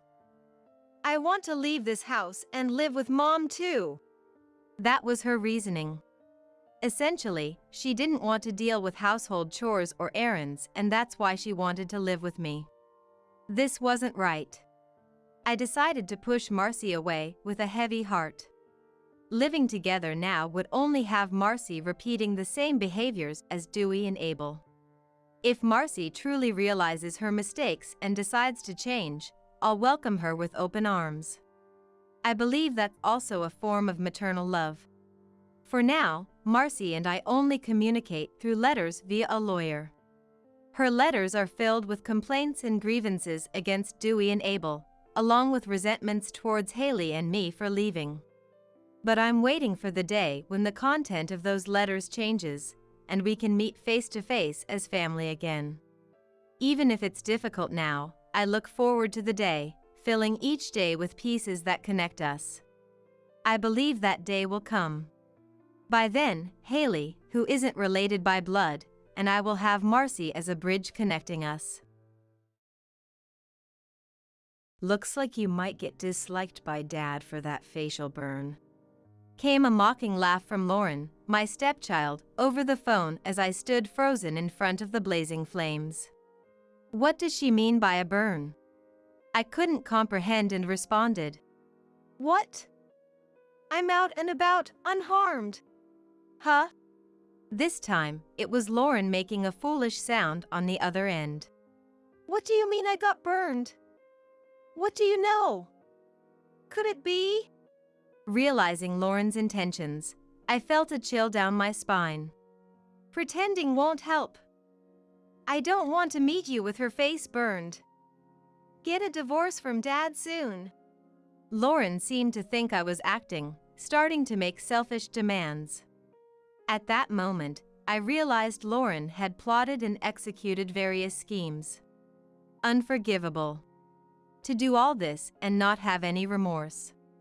I clenched my mobile phone, feeling my heart pounding fiercely. My name is Samantha. A 40-year-old housewife. I live with my husband James, whom I married a year ago, and his stepchild, Lauren. I met James through a marriage agency. After graduating from college, I focused on my career until my late 30s. Not many women of my generation were so committed to their jobs. Many quit early after getting married or having children. Engrossed in my work, I suddenly realized most of my friends were married, leaving me feeling left behind. Maybe it's time to look for a marriage partner? Prompted by my mom's words, I finally registered with a marriage agency. The person in charge, Given your age, we might have to introduce you to someone a bit older. Is that okay? at the agency said. Right, the younger ones are more popular. I came to realize this obvious fact. I nodded to the consultant's words and was introduced to several men. It was hard to find my ideal man. A year after registering with the agency, I finally met my current husband, James. James, 5 years older than me, worked as a civil servant at a government office, with a steady and kind personality. Seeing him as an excellent marriage prospect, I initiated a relationship. Fortunately, James seemed to think well of me too, and our relationship progressed smoothly. A year later, we were talking about getting married. Actually, I have a child. James revealed as the word marriage frequently came up in our conversations. Is that so? Sorry for keeping it quiet. James apologized with a look of regret, but I had somewhat anticipated it. The profile James had registered with at the agency mentioned he was divorced. Now, she's 17 and her name is Lauren. She's a good kid, but a bit rebellious due to her teenage years. I'd be happy if you could get along with her. No problem. Leave it to me. I love children. Thinking having a child was no issue if I could marry James, I confidently replied. James, reassured by my response, proposed. It was the happiest moment of my life. So, a year ago, I married James, and suddenly, we were a family of 3. At James's request, I quit my job to become a housewife and look after the home. I was excited about starting a new life. But there was someone who spoke ill of my new life. So, this person is our new mom? I can't get along with her. Lauren, James's stepchild, said that to me as she came down from the upstairs room. Hey, Lauren. What are you saying? Samantha is a really nice person. That's because Dad is in love with her. I'm not fooled. Lauren, a high school student with a cheeky attitude, refused to meet my gaze and turned away towards the living room. Sorry. As I said before, she's going through a rebellious phase. But I didn't expect her to act like that upon first meeting. It's okay. It's natural for children to dislike their parents' remarriage. But Lauren is almost an adult. She can't stay a child forever. Right. We'll be causing you trouble until Lauren becomes independent, but thank you. Honestly, Lauren's attitude was surprising, but I thought time would solve it and spoke carelessly. James seemed relieved, but even with just a few years to endure, I couldn't help but feel a bit anxious. Months passed, and I had hoped Lauren's attitude would improve, but it didn't. As if embodying my initial fears, Lauren remained distant and even started making snide remarks. Hey, Samantha, do you always stay at home? It's suffocating. I'm a housewife, after all. Housewife? That's so lame. You just want to live an easy life while making Dad earn all the money, right? That's not true. It was James who wanted me to be a housewife. I don't care. Just make sure we don't see each other during the day. Lauren clearly didn't want to see me, bluntly expressing her wish to avoid me. Is adolescence really this challenging? Having no children of my own, I grew tired of being constantly met with disdain. Yet, wanting to get along, I remained calm in the face of Lauren's snide comments. This only led to more stress. My hair started falling out in places, and Lauren, "You, balding!" seeing this, mocked. Lauren didn't make these comments in James's presence, choosing instead the evening hours when she returned from school and before James came home to insult me. Though Lauren had asked to avoid each other, she would actually seek me out. Eventually, I couldn't take it anymore and decided to reprimand Lauren as a mom the next time she said something. You should just divorce Dad already. To any attempt of mine to find peace, Lauren would retort with insults. Listen, just because you dislike me doesn't give you the right to make snide remarks every day. That's harassment, Lauren. How old are you? Almost 18, right? Act like an adult. Prompting me to finally snap. Lauren, taken aback by my raised voice for the first time, replied seriously. I'd rather be a child. After all, you must think I'm crazy, don't you? With that, Lauren stormed off to her room. James. That night, overwhelmed by everything, I talked to James about Lauren. Lauren seemed to be on the phone with friends, her laughter echoing. Despite it being unrelated, I felt mocked and tears naturally started flowing. What's wrong? Seeing me cry, James was surprised and handed me a tissue. After wiping my tears and nose, I decided to tell James everything. So, Lauren has been treating you like that? It's been the same attitude all along. I thought I could endure it for a while, but it's been too much. Remembering the insults hurled at me by Lauren made me cry, despite feeling foolish for crying as an adult. James sighed deeply. Sorry. And apologized. Actually, Lauren was harassed by my previous wife. That's why I initiated the divorce. I didn't realize the trouble during the daytime when I wasn't home. Probably, Lauren fears you might do the same. I had no idea. That's what happened? James's confession pained my heart. Understanding Lauren's wariness, given her past with the former wife, made sense. But it's too much. You're different from my ex-wife.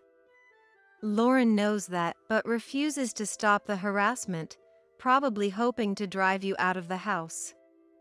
I'll talk to her tomorrow. Thank you, James. James's supportive words eased my heart, making me feel much better. I was truly fortunate to have such a wonderful person as James. Despite Lauren, I felt proud to have become part of such a wonderful family. Afterward, Lauren stopped making snide remarks.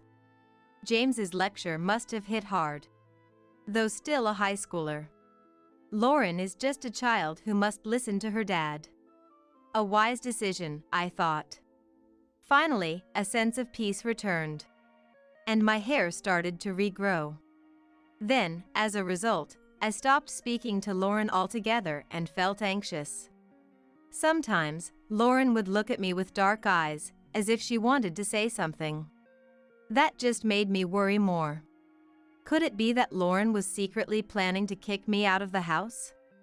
I got chills thinking there might be some dark emotion swirling behind those eyes. My bad feeling turned out to be right. Today, a year after marrying James, a major incident occurred. I had been feeling a bit off since the morning. Samantha, are you catching a cold? Don't pass it to me. Lauren coldly snapped at me, but I brushed it off as usual and ignored her. Maybe you're just tired. Take it easy until you feel better. Thank you. James's kind words touched my heart. I prayed for a quick recovery. Perhaps my prayers were answered, for after lying in bed for a while, I felt better before noon. Unusually, I had plans to meet up with high school friends during the day, so feeling better, I went out. Catching up with friends I hadn't seen in a while was exciting, and we parted ways at 5 p.m. Everyone has their own families, so we agreed to head home before dinner. I realized I needed to do some shopping at the supermarket and hurried to get it done and head home. What's that? As I got close to home, I noticed the sound of fire engine sirens. Is there a fire somewhere? I wondered, only to find out it was my house that was burning. Samantha, have you been out? Your house is on fire. It's terrible. stopped by a neighbor, I was speechless. People were gathered around my home. Black smoke and flames were rising from the second-floor bedroom, and I felt dizzy with shock. What's going on?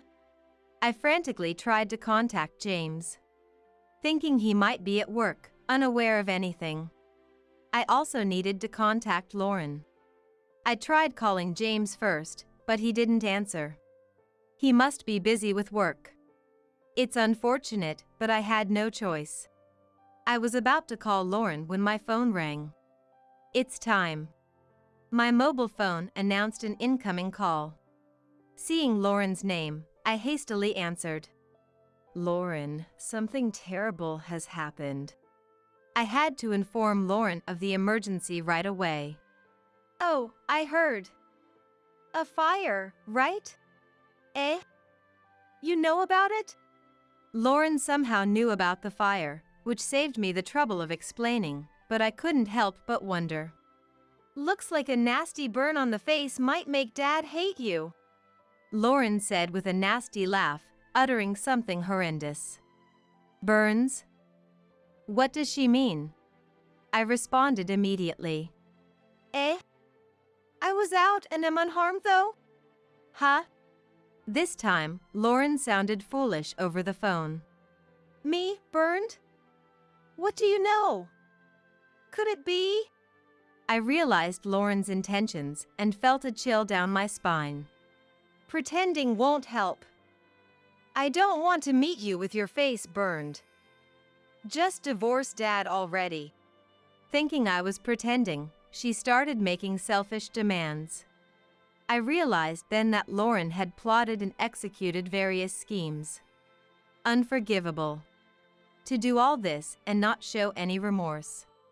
I clenched my phone tightly, feeling my heart pounding fiercely. Excuse me, are you from this house? After hanging up with Lauren and trying to calm my racing heart, a police officer approached me. Yes, that's right. Is that so? We've just had to take one of the residents to the hospital urgently. Eh? I couldn't believe what the police were telling me. A resident taken urgently to the hospital? I had just spoken with Lauren. That means the one who was taken was a man. Isn't he your husband? James has. What happened? James was supposed to be at work today. But what if, for some reason, like feeling sick, he came home early? If James had gone to bed in the bedroom I had been sleeping in until before noon, and then fell asleep? And Lauren, mistaking him for me, set the bedroom on fire. The scenario that formed in my mind made me shiver. It wasn't an impossible sequence of events. No, considering Lauren knew about the fire, this was the most natural conclusion to draw. There's a possibility this incident involves criminal activity, so may we speak with you in detail later? Yes.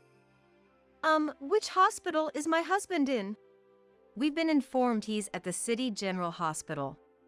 Understood. I brushed past the inquisitive police officer and went to catch a cab. I needed to check on James's well-being first. I told the cab driver to take me to the General Hospital. My heart was pounding loudly the whole way. Oh God, please save James. Upon arriving at the hospital, I was told James was still being treated. After waiting for about 2 hours, a doctor came out and asked, "Are you James's wife?" I nodded weakly. He has burns on his face and right side, but his life is not in danger. Really? Yes. Relief flooded me upon hearing the doctor's words, and I slumped to the ground. For now, I was just glad he was alive.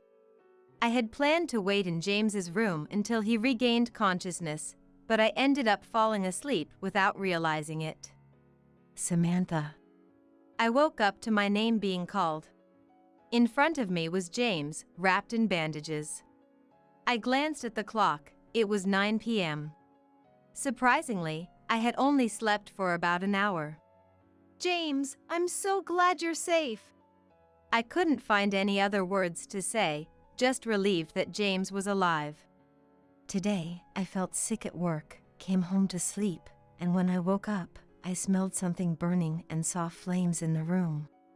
James recalled the day's events, shivering with fear. I hugged him, You don't have to push yourself. saying, "Who could have done such a thing?" That's. As James voiced the obvious question and I was about to answer, the door to the room opened. "Excuse me." Entering with an inappropriately cheerful voice was unmistakably the arsonist, Lauren. "Samantha, lying about being out is useless. You were actually brought in with severe burns, weren't you?" Lauren said this, catching sight of me and James. Her eyes suddenly widening. Huh? What? Why is Dad? Seeing James wrapped like a mummy in bandages, Lauren screamed, clearly confused by the unexpected turn of events. It's a lie, right? Samantha was the one sleeping in the bedroom today, right? Why is Dad burned? Watching Lauren panic, I sighed, realizing the arsonist was indeed Lauren. She had attempted to set fire targeting me, but it was James who was actually sleeping there. She must have acted without even seeing the face of the person sleeping. That's why James ended up burned instead of me. Lauren, did you set the fire? Is that it? Even wrapped in bandages, James's voice carried a commanding dignity, causing Lauren to shrink back. Yes. Perhaps realizing lying was futile, Lauren quickly confessed her crime. Why would you do such a thing? I could have died. Or Samantha might have been killed. That's insane. James expressed his anger, leaving Lauren dumbstruck. It's because she was mean to me. How long do I have to feel unwelcome in my own home? Lauren ranted. I couldn't let Lauren's accusation go unchallenged and began to carefully refute her. Lauren, when have I ever been mean to you? From the beginning. You didn't want me around, did you? I've never thought that. In fact, knowing about you, I was looking forward to it since I had given up on having children at my age. That's a lie. Lauren stubbornly denied my explanation. Why was she so obstinate? Why do I always have to be the one to give in? It was fine just with Dad and me, but then woman after woman comes, and I have to endure being mistreated? Finally, Lauren covered her face with her hands and cried. Despite her tough exterior, Lauren was still a child. I stopped James from scolding her and gently rubbed Lauren's back. James told me. Your previous mom used to harass you, didn't she? That must have been hard. Lauren's eyes sparkled as I spoke. Yeah. I was told repeatedly that it would be better if I didn't exist. Hearing Lauren recount her past brought pain to my heart. I see. So it's understandable that you'd be wary of me. But have I ever been mean to Lauren even once? After a moment of thought, Lauren weakly shook her head. No. Right. So, what happened today was entirely Lauren's fault. Trying to hurt an innocent person. You need to go to the police. And tell them everything just like now. Why you set the fire, everything. Understand? Lauren, seemingly out of energy to argue back, just nodded slightly. Seeing Lauren continue to cry, James also gave up on saying anything and just quietly watched her until she stopped crying. The next day, I went to the police with Lauren and explained everything that had happened. Lauren was downcast throughout and answered the police's questions honestly. She's still a child, but nearly an adult. It's important that the police decide the severity of her punishment and that she learns to reflect on her actions.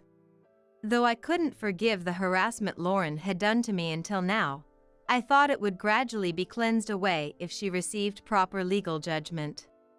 I'm really sorry for frightening you. Yes. It was certainly scary, but if you're willing to reflect, then that's enough for me. Is that so? I also hadn't considered Lauren's feelings enough, so once we return from the police, I think we should all have a proper talk. That sounds good. Let's all talk. Relief spread across James's face. Since James would be hospitalized for a while, it meant the family would be apart. I thought this might be a good opportunity for each of us to reflect on ourselves. Afterward, I visited James in the hospital every day and spent my days watching the news. Though the neighboring houses were not damaged, our home was completely destroyed, so I returned to my parents' home. The loss from the house being gone was immeasurable. However, since we were insured, I'm waiting to hear from the insurance company. I pray every day that we will be compensated as much as possible. The news reported our house burning down and Lauren turning herself in as the arsonist. Lauren's sentence has not been decided yet, but considering it was arson, I think it will be a severe punishment.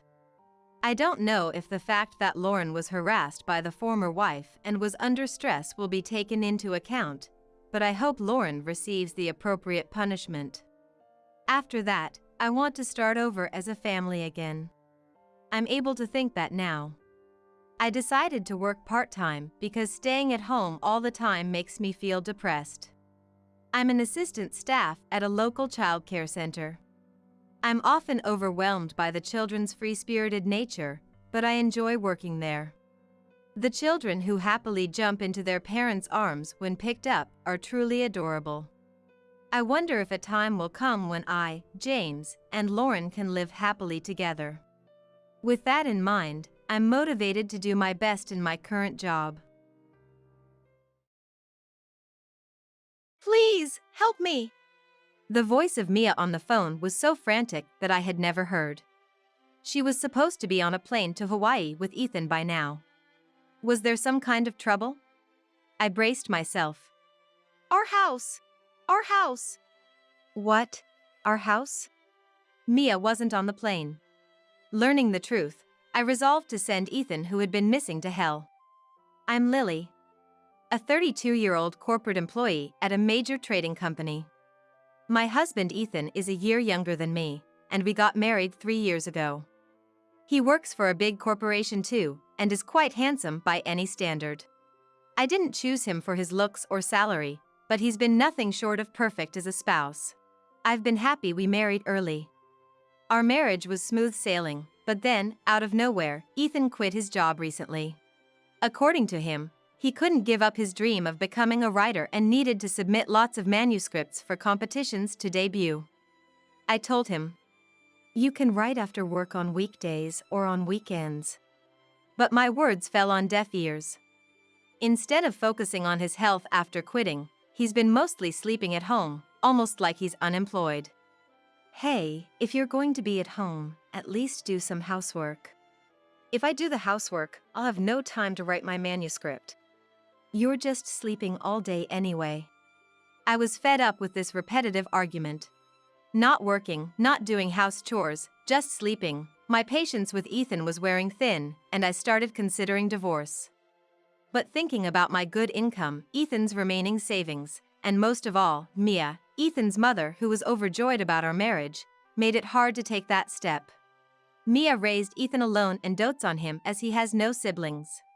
She was thrilled about our marriage, treating me like her own daughter. However, since Ethan quit his job, Mia started to act awkwardly around me. She often didn't respond to my messages. It was clear she was avoiding me, and I couldn't figure out why. When I asked Ethan, he just said it would be best to leave her alone, not taking it seriously.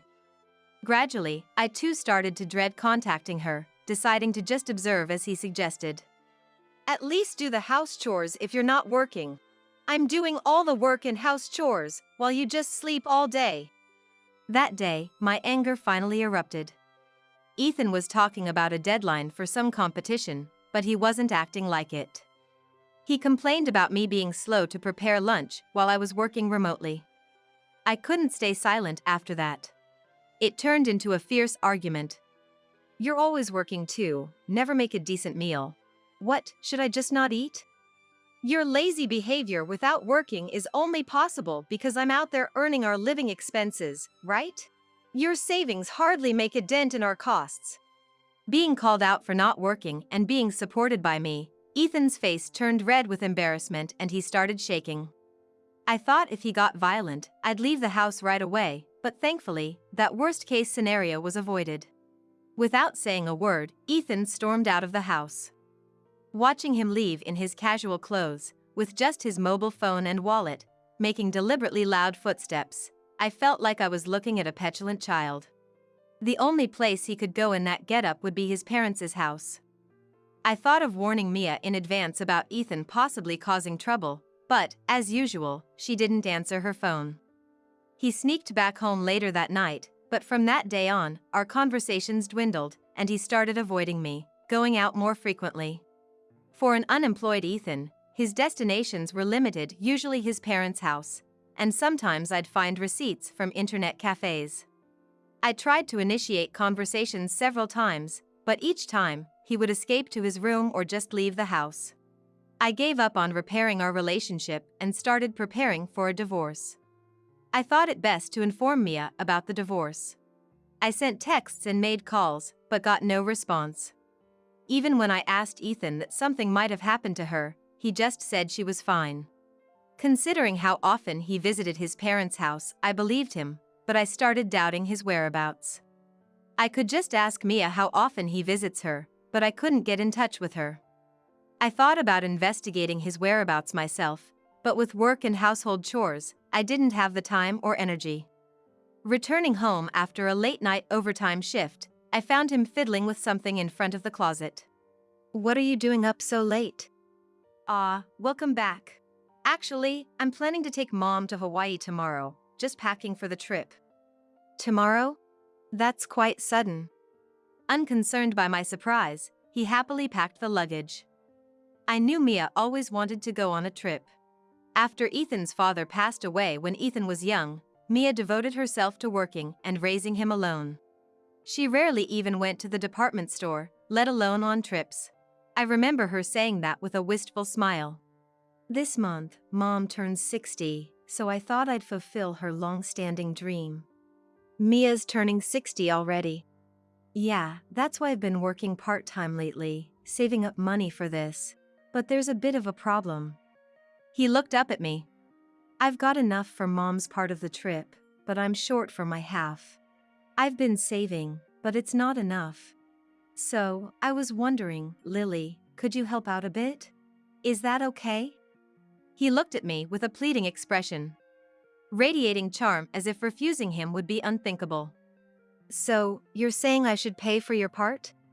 Startled by my unexpectedly cold tone, he hastily shook his head.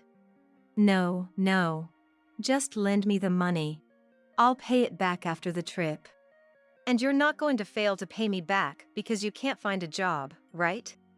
I glared at him, and he looked suspiciously guilty. I was astounded by his audacity. I won't do that. Trust me, I can even write a commitment form if you want. All right, let's do that. I pulled a piece of paper and a pen towards me. After the trip, you'll get a full-time job and start paying it back. No part-time jobs, understood? He grudgingly agreed, though he seemed reluctant. And if you can't pay back, we'll divorce. We'll settle it in court with a third party. Divorce? He looked visibly unsettled. Maybe the reality of divorce hit him hard. Still, when I insisted I wouldn't lend him the money unless he agreed to these terms, he reluctantly accepted. I wrote down the conditions and the amount, and had Ethan sign it. Make sure you pay it back. I know. I made a copy of the agreement and handed it to Ethan. It might be a good idea to show it to Mia if I get a chance. Feeling exhausted, I left him by the closet and went to bed. I intended to see him off, but he must have left early. When I woke up to go to work, he and his luggage were already gone. Thanks to yesterday's overtime, my workload today was light. I could finish my work in the morning and take a half day off. I planned to enjoy life without Ethan to the fullest. After finishing my work in the morning, I was having lunch, wondering if he and Mia were on the plane by now, when my phone started ringing loudly. Thinking it might be a work call, I answered without checking the caller. Ah, good, you picked up. It was Mia's voice, desperate and strained, not at all like someone in the middle of a luxurious Hawaiian vacation. Mia, what's wrong? The trip? Have you already arrived in Hawaii? Hawaii? Trip? I don't know what you're talking about. Please, come over. The house, our house, it's about to burn down. Mia's plea was almost a scream. In the background, I could hear the sound of fire trucks and orders being shouted. Though I puzzled, I quickly agreed to come and hurriedly finished my lunch and headed to her house. When I arrived, the smell of smoke filled the street, and flames leaped high into the sky. Mia! I rushed towards Mia, who seemed on the verge of collapsing in front of her burning house. She looked up at me with a pale, distant face and murmured faintly, "This house is done for." Led by Mia's gaze, I looked up at her house, burning and crumbling before us. It spread from the house next door. The wind was strong, and the fire spread quickly, they said. We didn't even have anything flammable. Numerous fire trucks were on the scene, fighting fiercely against the flames, but her house was engulfed, showing no signs of being saved soon. The wind was strong, occasionally sending sparks flying our way. It's dangerous here, why don't we go to my place for now? You won't be able to enter the house even after the fire dies down. Mia looked at me, hesitating, her face showing a reluctance to be involved with me. I somehow understand you've been avoiding me. But we can't just stand here forever. After my words, she finally agreed to move. We hurried towards my home. By the way, what was that about a Hawaii trip? I thought you were off to Hawaii with Ethan today. Ethan said that? Yes. He said it was to celebrate your 60th birthday. I haven't heard a word about it. We were both confused by our completely mismatched stories. It was a misunderstanding arranged by Ethan. Ethan told me that you were pushing all the housework onto him and going out with other men. He even said you were trying to borrow money from me, and I should avoid contacting you. That's all lies. When the fire spread to the house, I couldn't reach Ethan by phone. I thought you might know where he is. I never imagined he'd be on a Hawaii trip. I couldn't fathom why Ethan would lie to keep me and Mia apart. But for Ethan, keeping us disconnected probably served his purposes. Mia, it's all a misunderstanding. Ethan quit his job to become a writer, but he never writes. He doesn't do housework and just sleeps all day. Oh, so we've been deceived by him. Perhaps she has been harbored doubts about Ethan. She readily accepted my words. If Ethan hadn't gone to Hawaii with Mia, had he taken the money for two and gone alone? Or maybe with someone else? Anyway, nothing could be done until he returned from his trip. I'll confront him thoroughly when he gets back. That night, Mia and I spent a long time talking, catching up on everything we'd missed. The firefighters had informed us that it was inevitable that the house burned down, so she agreed to stay at my place until she found a new home. The more we talked, the more Ethan's web of lies unraveled. It was unbelievable how he had badmouthed me, even though I was handling both work and all the housework. Mia kept apologizing to me. But it wasn't her fault, it was Ethan's. We waited for Ethan to return. What's this all about? For days later, Ethan, oblivious to everything, cheerfully returned home, only to be dragged by Mia and me to the remains of Mia's house. Ethan was speechless in front of the burnt-out house. Ethan, you lied to Mia and me, and leisurely went on a Hawaii trip while everything burned down. Lies? What are you talking about? He was visibly shaken and unsettled. Before I could say anything, Mia stepped forward. Ethan, aren't you ashamed? Lying to Lily to get money. Who did you go on the trip with? Her anger was fierce, and I involuntarily stepped back. At first, Ethan tried to retort, but the glares from both Mia and me left him speechless. Wouldn't it be better to just admit it? If we go to court like the commitment form says, you'll lose immediately. I haven't said I won't pay it back yet. You never intended to, right? I know about your real job, Ethan. He glared at me, trying to hide his panic. What are you talking about? Rent a boyfriend. Did you enjoy your trip with your client? If your company finds out, you'll be fired for violating the rules. At my accusation, he gasped. Mia had told me about his secret job the night she stayed at my place. She didn't know what he did, but she mentioned he often came to her house with envelopes bearing a store's logo. Relying on her memories, I found a Rent-A-Boyfriend website. Though his mouth was covered with a heart stamp in the pictures, it was clearly Ethan, and he seemed to be quite popular in sales. I admit I've been working, but the trip was different. As he tried to resist, I showed him the screen of my mobile phone. He looked at the image and stood there, stunned. That dumb woman. It was a disaster that you went on a trip with her. On the screen was a photo of Ethan lying on a Hawaiian beach, smiling next to an unfamiliar woman. The date was from 2 days ago. The woman, mistaking Ethan as her real boyfriend, had probably uploaded the photo to social media. Apparently having no idea about the photo, he hung his head in defeat. With evidence laid bare, there was no escape for him. Ethan, trembling, fell to his knees. Please forgive me. I looked at Ethan's apology with a cold gaze. Mia, too, looked at his disgrace with a chilly stare. Sorry, but I have no intention of forgiving you. I brushed off Ethan as he begged for forgiveness, insisting that he was sorry. I turned to Mia, who continued to glare at Ethan with anger in her eyes. Ethan had been working secretly as a rent-a-boyfriend, and most of his earnings were lost to gambling.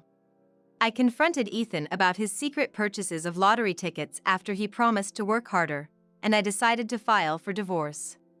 We agreed that he would pay back the borrowed travel money with interest. Mia, realizing his earnings as a rent-a-boyfriend, demanded he contribute to the rebuilding of her house. Though the fire had started from the neighboring house, its rapid spread was partly due to Ethan's actions. Apparently, he kept all the things he couldn't bring to our house in his room at Mia's house. This included stylish clothes for his rent-a-boyfriend job, scented candles, and trinkets that women like. His room was so filled that Mia had warned him several times, but he angrily refused to let her in, almost becoming violent. She tried to avoid his room as much as possible. Before leaving for his trip, he had rummaged through his room to get ready, leaving the dusty window open. He forgot to close it, and after the fire started, sparks flew into the room on the wind, quickly engulfing it. If he had closed the window or kept his room tidy, the fire might not have spread so badly. Although the neighboring house was primarily to blame for the fire, Mia, fueled by her anger at being deceived, demanded that he should compensate her at least partially. Ethan, intimidated by Mia and my collection efforts, apparently had been making quite a lot as a rent-a-boyfriend. He bragged about being able to pay off the debt easily, but he was fired from his job and faced a lawsuit for damages. At his rent-a-boyfriend agency, it was forbidden to go on overnight trips with clients. Meeting them without the company's knowledge and posting about dates on social media were also against the rules. He broke all these rules, leading to his dismissal. A client who had chosen him became furious after seeing the social media post from the woman he went to Hawaii with. This led to a loss of regular clients, and the company sued him for damages. Having once earned a high income as a rent-a-boyfriend, he was disillusioned with normal job salaries and struggled to find employment. However, he was eventually forced to use his savings and take part-time jobs to pay off his debts to various parties. Mia decided to live with me until her house was rebuilt. She took over the household chores, freeing me up from my busy work schedule. On weekends, we enjoyed movies together. Once my major project at work is completed, I plan to take a long vacation and fulfill her wish to go on a trip. Although I divorced Ethan, Mia and I found we had a lot in common and would like to maintain our good relationship. I was sick in bed, which caused a huge delay in preparing for Christmas. While I was busily working, my husband Oliver had gone out somewhere. Entering Oliver's room, I noticed a bag sticking out of a drawer. I picked it up. Inside the bag was an SD card. Seeing it placed with a message card that read "For Oliver," I had a bad feeling. Just as Oliver returned home, I waited for him to take a shower and sneaked back into his room to check the contents on the computer. What is this? I was shocked at the footage. At the same time, anger surged through me. I'm going to divorce him. Determined, I gathered our relatives at our home the next day. Now, please look at this. As my voice caught the attention of the relatives and Oliver towards the TV, I pressed the play button. The scene that appeared left our relatives speechless and Oliver pale. Why? To Oliver, who turned to me in disbelief, I smiled and handed him the divorce papers. I will never forgive him. I'll make him regret this. My name is Sophia. A 34-year-old housewife. My parents passed away early, but thanks to a large inheritance and the kindness of the neighbors, I could pursue my dream job as a preschool teacher. I resigned from teaching when I was 30. To marry my childhood friend, Oliver. The catalyst for our relationship was my parents' accidental death. Being a high school student and facing college entrance exams, I didn't want to move. I was determined to attend the college my parents had supported. However, my relatives, eyeing the large inheritance left by my parents, tried to take me in. Almost strangers to me, their intentions felt creepy. Oliver, my husband-to-be, shooed these relatives away when I was vulnerable from losing my parents. Oliver, the eldest son of our neighboring family, was like an older brother to me. In front of the relatives, he declared, "We'll take care of her. We have permission from my parents, so no complaints. Sophia will be my wife in the future." Surprised by Oliver's words, who I had always seen as a brother, he turned out to be serious, confessing his feelings later. His earnest nature and the security he provided became my solace, and we started dating. Oliver always prioritized me, and eventually, I genuinely fell in love with him. When I became comfortable in my job as a preschool teacher, he proposed. I meant what I said when we were students. My feelings haven't changed. I will make you happy, marry me. Absolutely. Overwhelmed, I accepted his proposal with tears. Telling his parents, they rejoiced, and we celebrated that night. After marrying and 2 years of marriage, I retired to become a housewife. Oliver had requested me to become a housewife, something that triggered this change. Though it was sad to leave my dream job, I decided to focus on having children and use my experience in parenting. Oliver has a younger sister. Emma, my sister-in-law, was my classmate since kindergarten. She was also my best friend and colleague at the childcare center. Emma had mixed feelings about me marrying Oliver. That is because she and Oliver don't get along.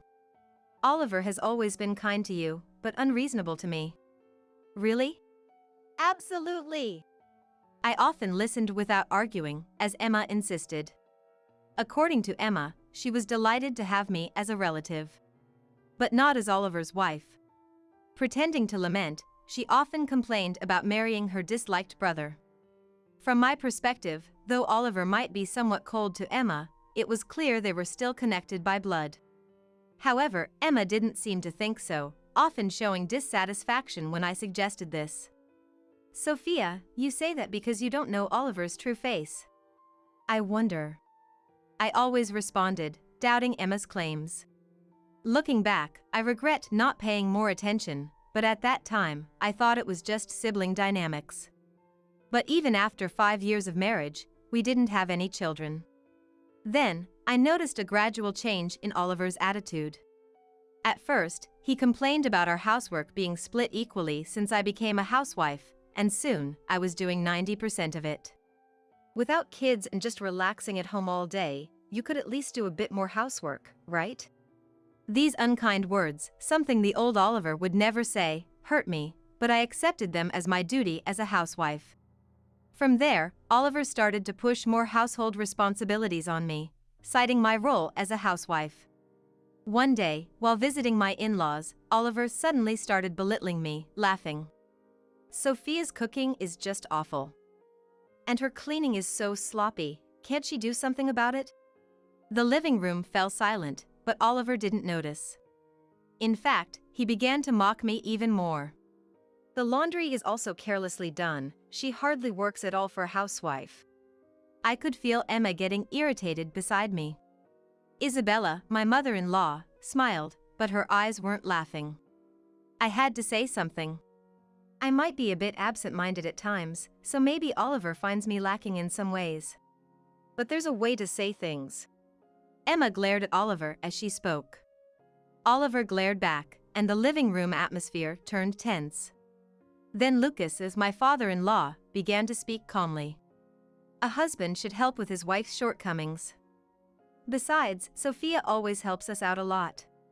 Oliver, discontented, kept quiet at Lucas's words.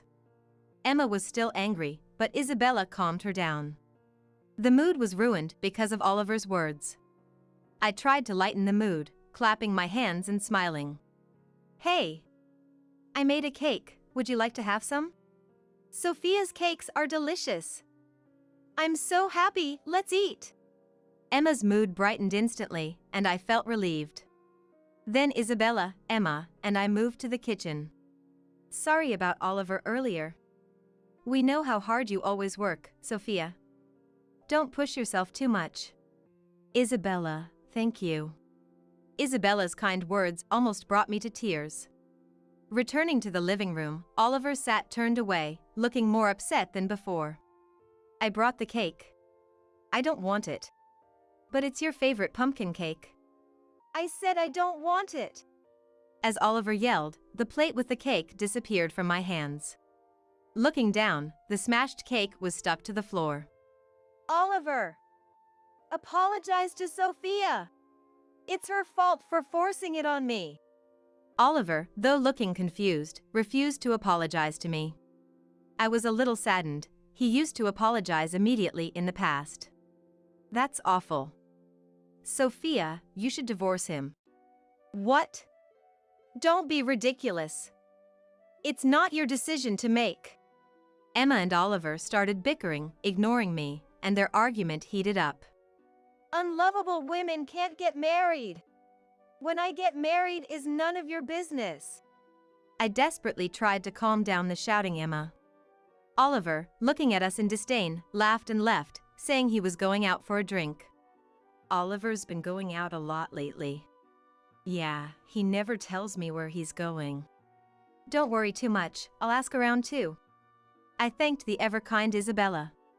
My in-laws always doted on me, treating me like their own daughter. They scolded me when I was wrong, feeling like a second set of parents. Part of the reason I married Oliver was because of my relationship with my in-laws. The thought of becoming a family with my beloved in-laws and Emma made me happy. But it was true that I still loved Oliver. However, since then, Oliver's treatment of me became increasingly harsh. I'm going out. Again? Where have you been going every weekend recently? Anywhere I want. After a while, Oliver started going out somewhere every weekend. Sometimes even staying overnight, but he stubbornly refused to tell me where.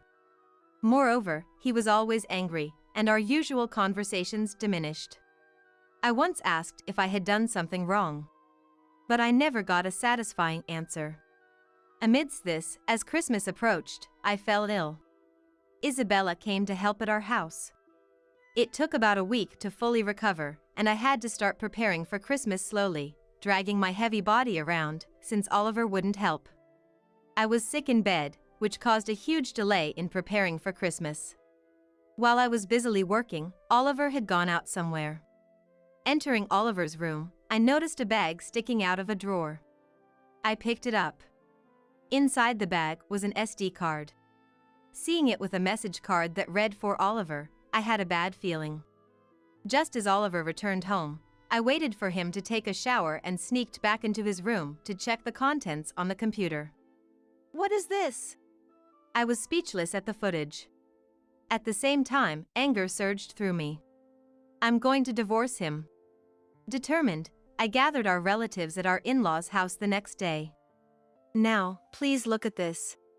As my voice directed the relatives and Oliver towards the TV, I pressed the play button. The scene that appeared left our relatives speechless, and Oliver turned pale. Why? Why? As Oliver looked at me in disbelief, I smiled and handed him the divorce papers. I will never forgive him, I'll make him regret this. Seeing the divorce papers, Oliver's face turned even bluer. Wait, hold on. Divorce is too sudden. What are you talking about? After seeing that video, there's no other option but divorce. Oliver felt silent at my words. The content of the SD card was a childbirth scene. Of course, it wasn't mine.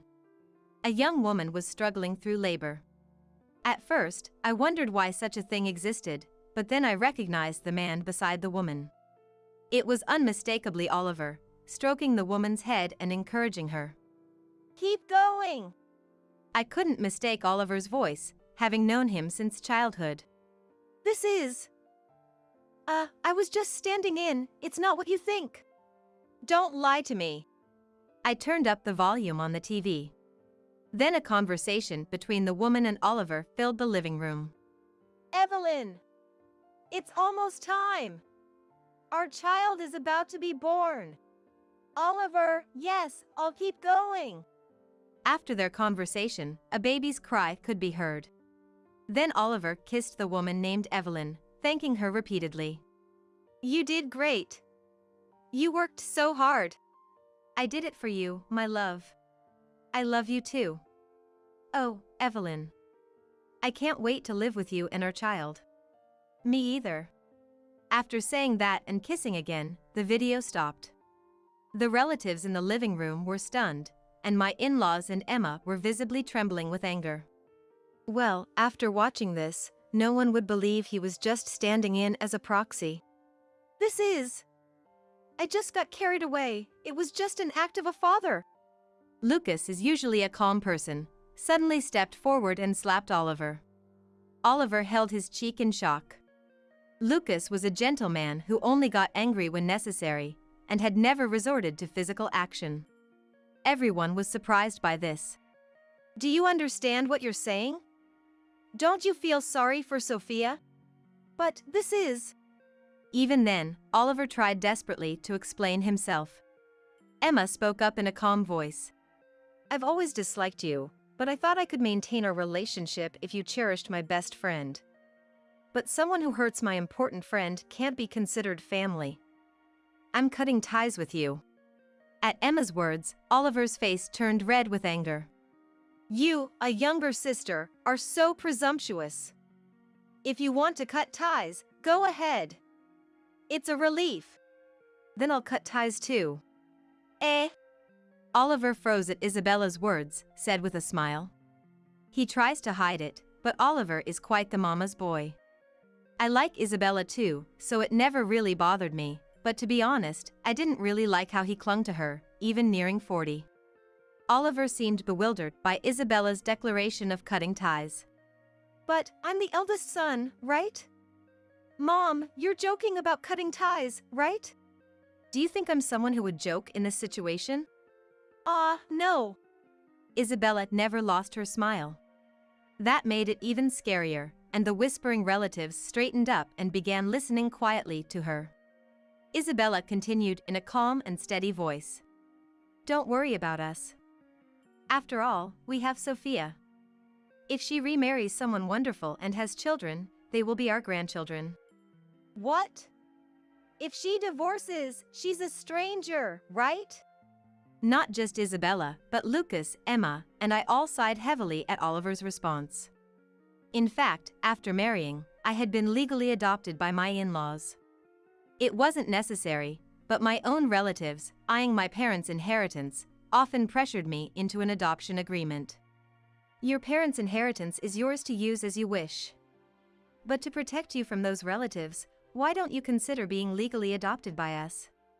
After my parents passed away, my in-laws never asked me for money.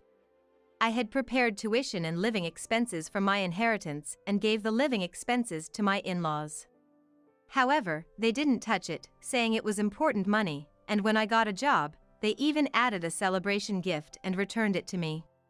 I initially refused, but they insisted, so I gratefully accepted. Because of this history, I trusted Isabella's words. That's why I consulted with Oliver and got legally adopted right after our marriage. It seemed Oliver had completely forgotten about it. No, but even if I was adopted, I'm the eldest son, the real child. That's right. I have a child. This house is mine. Oliver, as if he had remembered something important, was met with laughter from Isabella. What are you talking about? As of today, you are no longer my child. Well, legally you'll still be my child, but we'll have to renounce your inheritance. Oliver was speechless at the decisive words. Tears streamed down his face from the rejection of his beloved Isabella. I added to Oliver's misery. By the way, do you know why I called everyone here today? Oliver looked at me, puzzled. His tear-stained face was dirty. I felt a bit pathetic for having loved such a pitiful man. Christmas was always celebrated at my in-laws' house. They were landowners in the area, with many relatives nearby. There was no other place that could accommodate our large family of nearly 50 people. But this time, we limited the number of people, having only families with children come from the relative side. So, there were only about 20 people in the living room, half of the usual number. It seemed Oliver hadn't even noticed that. After I pointed it out, he finally realized. There are no children? But I hear crying. Are they in another room? Oh, actually, we have a guest today. Please, come in. At my words, Emma stood up and opened the door at the back. There stood Evelyn, confidently with a baby in her arms. Evelyn stood there, holding the baby. Her demeanor saying she belonged and was welcomed. Nice to meet you, Isabella. I'm Evelyn. This is Liam, our son, the fruit of my love with Oliver. Evelyn said this cheerfully, but Isabella frowned. Though behind a door, she must have heard the conversation. But then I noticed the earphones in Evelyn's hands. Were you listening to music in the next room? Yeah, I was bored. Evelyn's attitude towards Isabella was starkly indifferent. She acted as if she was the rightful wife, and I was irritated, but realized she would soon be. Do you know why you were invited today? Isn't it because you're getting a divorce? And then I'll be Oliver's wife. We have Liam too, so it's a celebration, right? Her naive thinking made me sigh. In this atmosphere, thinking it's a celebration is just unbelievable. Oliver was frozen by the suddenness of it all, but seeing Evelyn's cluelessness seemed to bring him back to reality. Evelyn, we're in the middle of a difficult conversation. I'll contact you later, just wait a little longer. I can't wait anymore. Write the divorce papers now. Evelyn said this, handing a pen to Oliver. Then she looked at me, smirking in a mocking way. Sophia, was it? Thank you for your service until today. From now on, I will be the one receiving Oliver's love. Even with her triumphant tone, I just found it outright creepy. Since I saw that video of the childbirth scene, my love for Oliver is completely lost. I don't need his love, even if he begged me to take it. But to Evelyn, it seemed like I was regretful. Sorry about that. Oliver says I have firmer skin and am prettier to hold than you. He said you're like a skinny chicken. Evelyn laughed dismissively, with Oliver awkwardly trying to stop her. The onlookers' eyes were cold towards the two of them. I decided to respond with a smile and addressed Evelyn's comment. No, thank you for keeping him company. I don't need him anymore, so please take him. Evelyn's eyebrows twitched slightly at my words. She seemed about to say something, but I ignored her and continued. Well, you're getting a man who's about to be disowned, lose his house and job, and become poor. Evelyn's face clouded over. She probably thought that after Oliver and I divorced, she would stay in this house.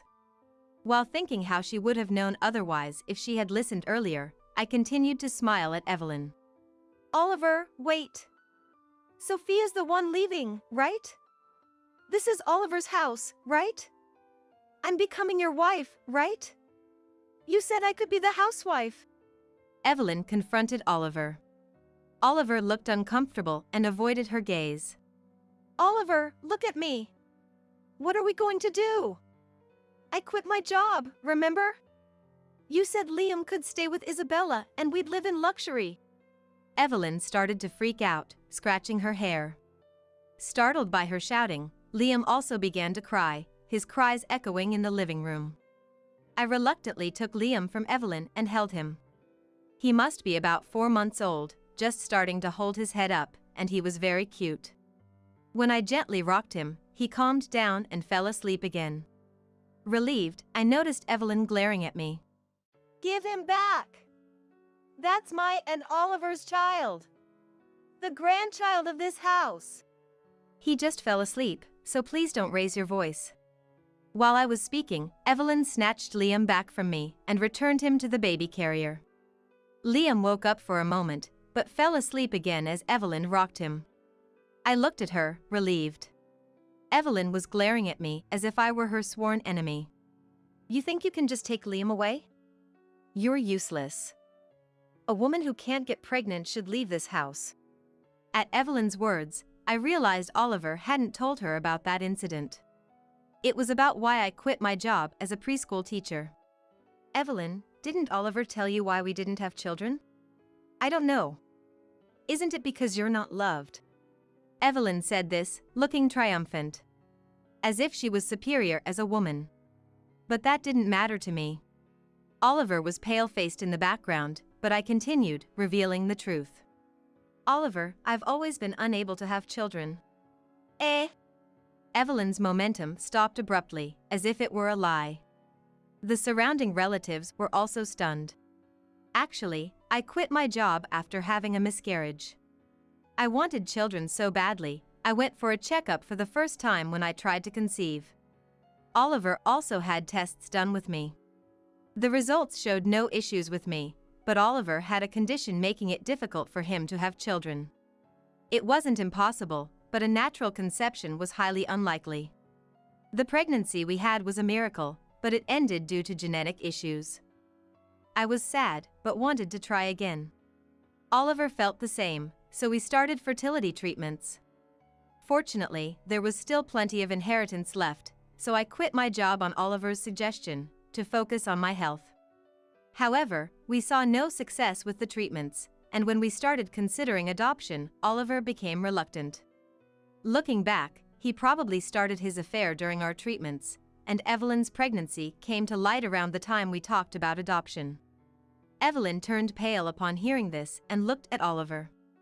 So, Evelyn, is Liam really Oliver's child? It's not impossible, right? Our love. Her talking about love at this point was just absurd. I smiled and said again. That's why I said, natural conception is almost impossible. But. Evelyn was flustered, trying to make excuses. Emma cut her off. Stop lying. You're my friend's wife, right? What? Oliver looked at Emma, wide-eyed. Emma nodded at me and showed Evelyn her mobile phone screen. It showed Evelyn and Liam, a man, and a 4-year-old girl I didn't know. I had contacted Emma after watching the video the day before. Emma recognized Evelyn from the photo on SNS, belonging to a man she knew. I knew it was Evelyn by her name and face. We work at the same place and talk often. You're married? Oliver asked, but Evelyn didn't answer. Her expression confirmed Emma's words were true. It was a shotgun wedding, right? No talk of divorce, and this photo says Liam is that man's child. No. True love, huh? Pretending your husband's child is another man's, to switch to a richer man. Is it the money you love? Emma looked down on Evelyn with disdain. Evelyn, red-faced and shaking, didn't know how to respond and just looked down. By the way, I've called that man, he'll be here soon. No! It was just a moment of weakness. Please don't tell my husband. It's too late for that. At Emma's words, the doorbell rang, and Evelyn collapsed in despair. A relative opened the door, and Evelyn's husband, Henry, came in. He saw Evelyn and immediately shouted in anger. You've been cheating on me? What were you thinking? It's not like that. It's a misunderstanding. I heard everything on the phone. Realizing there was no escape, Evelyn froze in tears. Henry took Liam from her and stood up. Then apologized to us. My wife has caused you a lot of trouble. We will divorce. Wait, I don't want a divorce. Henry looked down on Evelyn coldly. You promised to stop after the affair 3 years ago. And you continued. I'll raise the child. You won't see him again. We were shocked by Henry's words. I couldn't believe that even though he had noticed it once, he continued to do it behind the scenes. Such audacity to claim a momentary lapse. 3 years ago, huh? No, Sophia, it's not like that. What's different? Going around marking your territory elsewhere? At my words, Oliver just trembled, barely moving his mouth. I'm not usually one to get angry. But Emma once told me it's scary when I do. I'd hardly ever been angry with Oliver, so he seemed surprised by my attitude. I'm disappointed in you. I can't believe you've been betraying your family for so long. I tried to get you and Emma to reconcile, but it looks like I was the one who couldn't see clearly. Emma nodded as if to say, finally you understand. Oliver was stunned by my straightforwardness. I'll be asking for compensation. And of course, child support. Eh? I touched my stomach. I had been keeping it a secret, except from Emma, planning to announce it at Christmas. I was pregnant. The reason I'd been feeling unwell recently was morning sickness. After entering the stable period, I planned to surprise my parents and Oliver. The artificial insemination worked. It's truly your child. I kept quiet because I didn't want to get your hopes up and then disappoint you. So. Oliver collapsed, overwhelmed by my words. Evelyn, too, seemed drained of all energy to argue after hearing about my pregnancy and her own impending divorce. Then, please fill out the divorce papers. I said this and handed Oliver a pen. Then I left the house first with Emma. By now, Oliver must be getting glared at by the in-laws while filling out the divorce papers. Feeling refreshed after saying everything I wanted, I enjoyed a leisurely tea party with Emma. Later, Oliver and I finalized our divorce. Since his job was with a family company, he was fired due to this incident and ended up penniless and out of the house. Evelyn got divorced too and initially demanded money from Oliver. But seeing his situation, she quickly disappeared. In the end, Oliver had been working in a rundown snack bar to pay for the alimony and child support, but rumors have it that he was caught by some bad customers and taken away. I know about this because Emma, laughing about the fleeting nature of true love, told me. It was information from Henry, Evelyn's ex-husband. Lately, he's been going out more with his children, and it seems that Oliver's story comes up in their conversations. Henry, in fact, was the one Emma had a crush on during her student days. Though he reciprocated her feelings, he married Evelyn when she got pregnant. Emma denies it, but her blushing suggests that maybe, just maybe, spring is near for her. After Oliver left, my in-laws were initially down, but they recovered while I was busy with pregnancy preparations. Now they dote on their grandchild, becoming loving grandparents. At first, they were hesitant, feeling guilty towards me, but eventually, they began treating me like their real daughter again. Living together since birth, Emma jokes about how it's hard to tell who is the real daughter now. As for me, I gave birth to a beautiful baby girl without any trouble. She's a very cute girl. I hope she grows up to be bright and cheerful like Emma. My friend and now sister, who I admire. Sophia. She won't stop crying. Okay, I'm coming. I hear my daughter's cries and Emma's troubled voice from the living room. Smiling, I responded and left the balcony. Outside, the sky is clear and cloudless. A future full of promises awaits us. Just like this bright blue sky.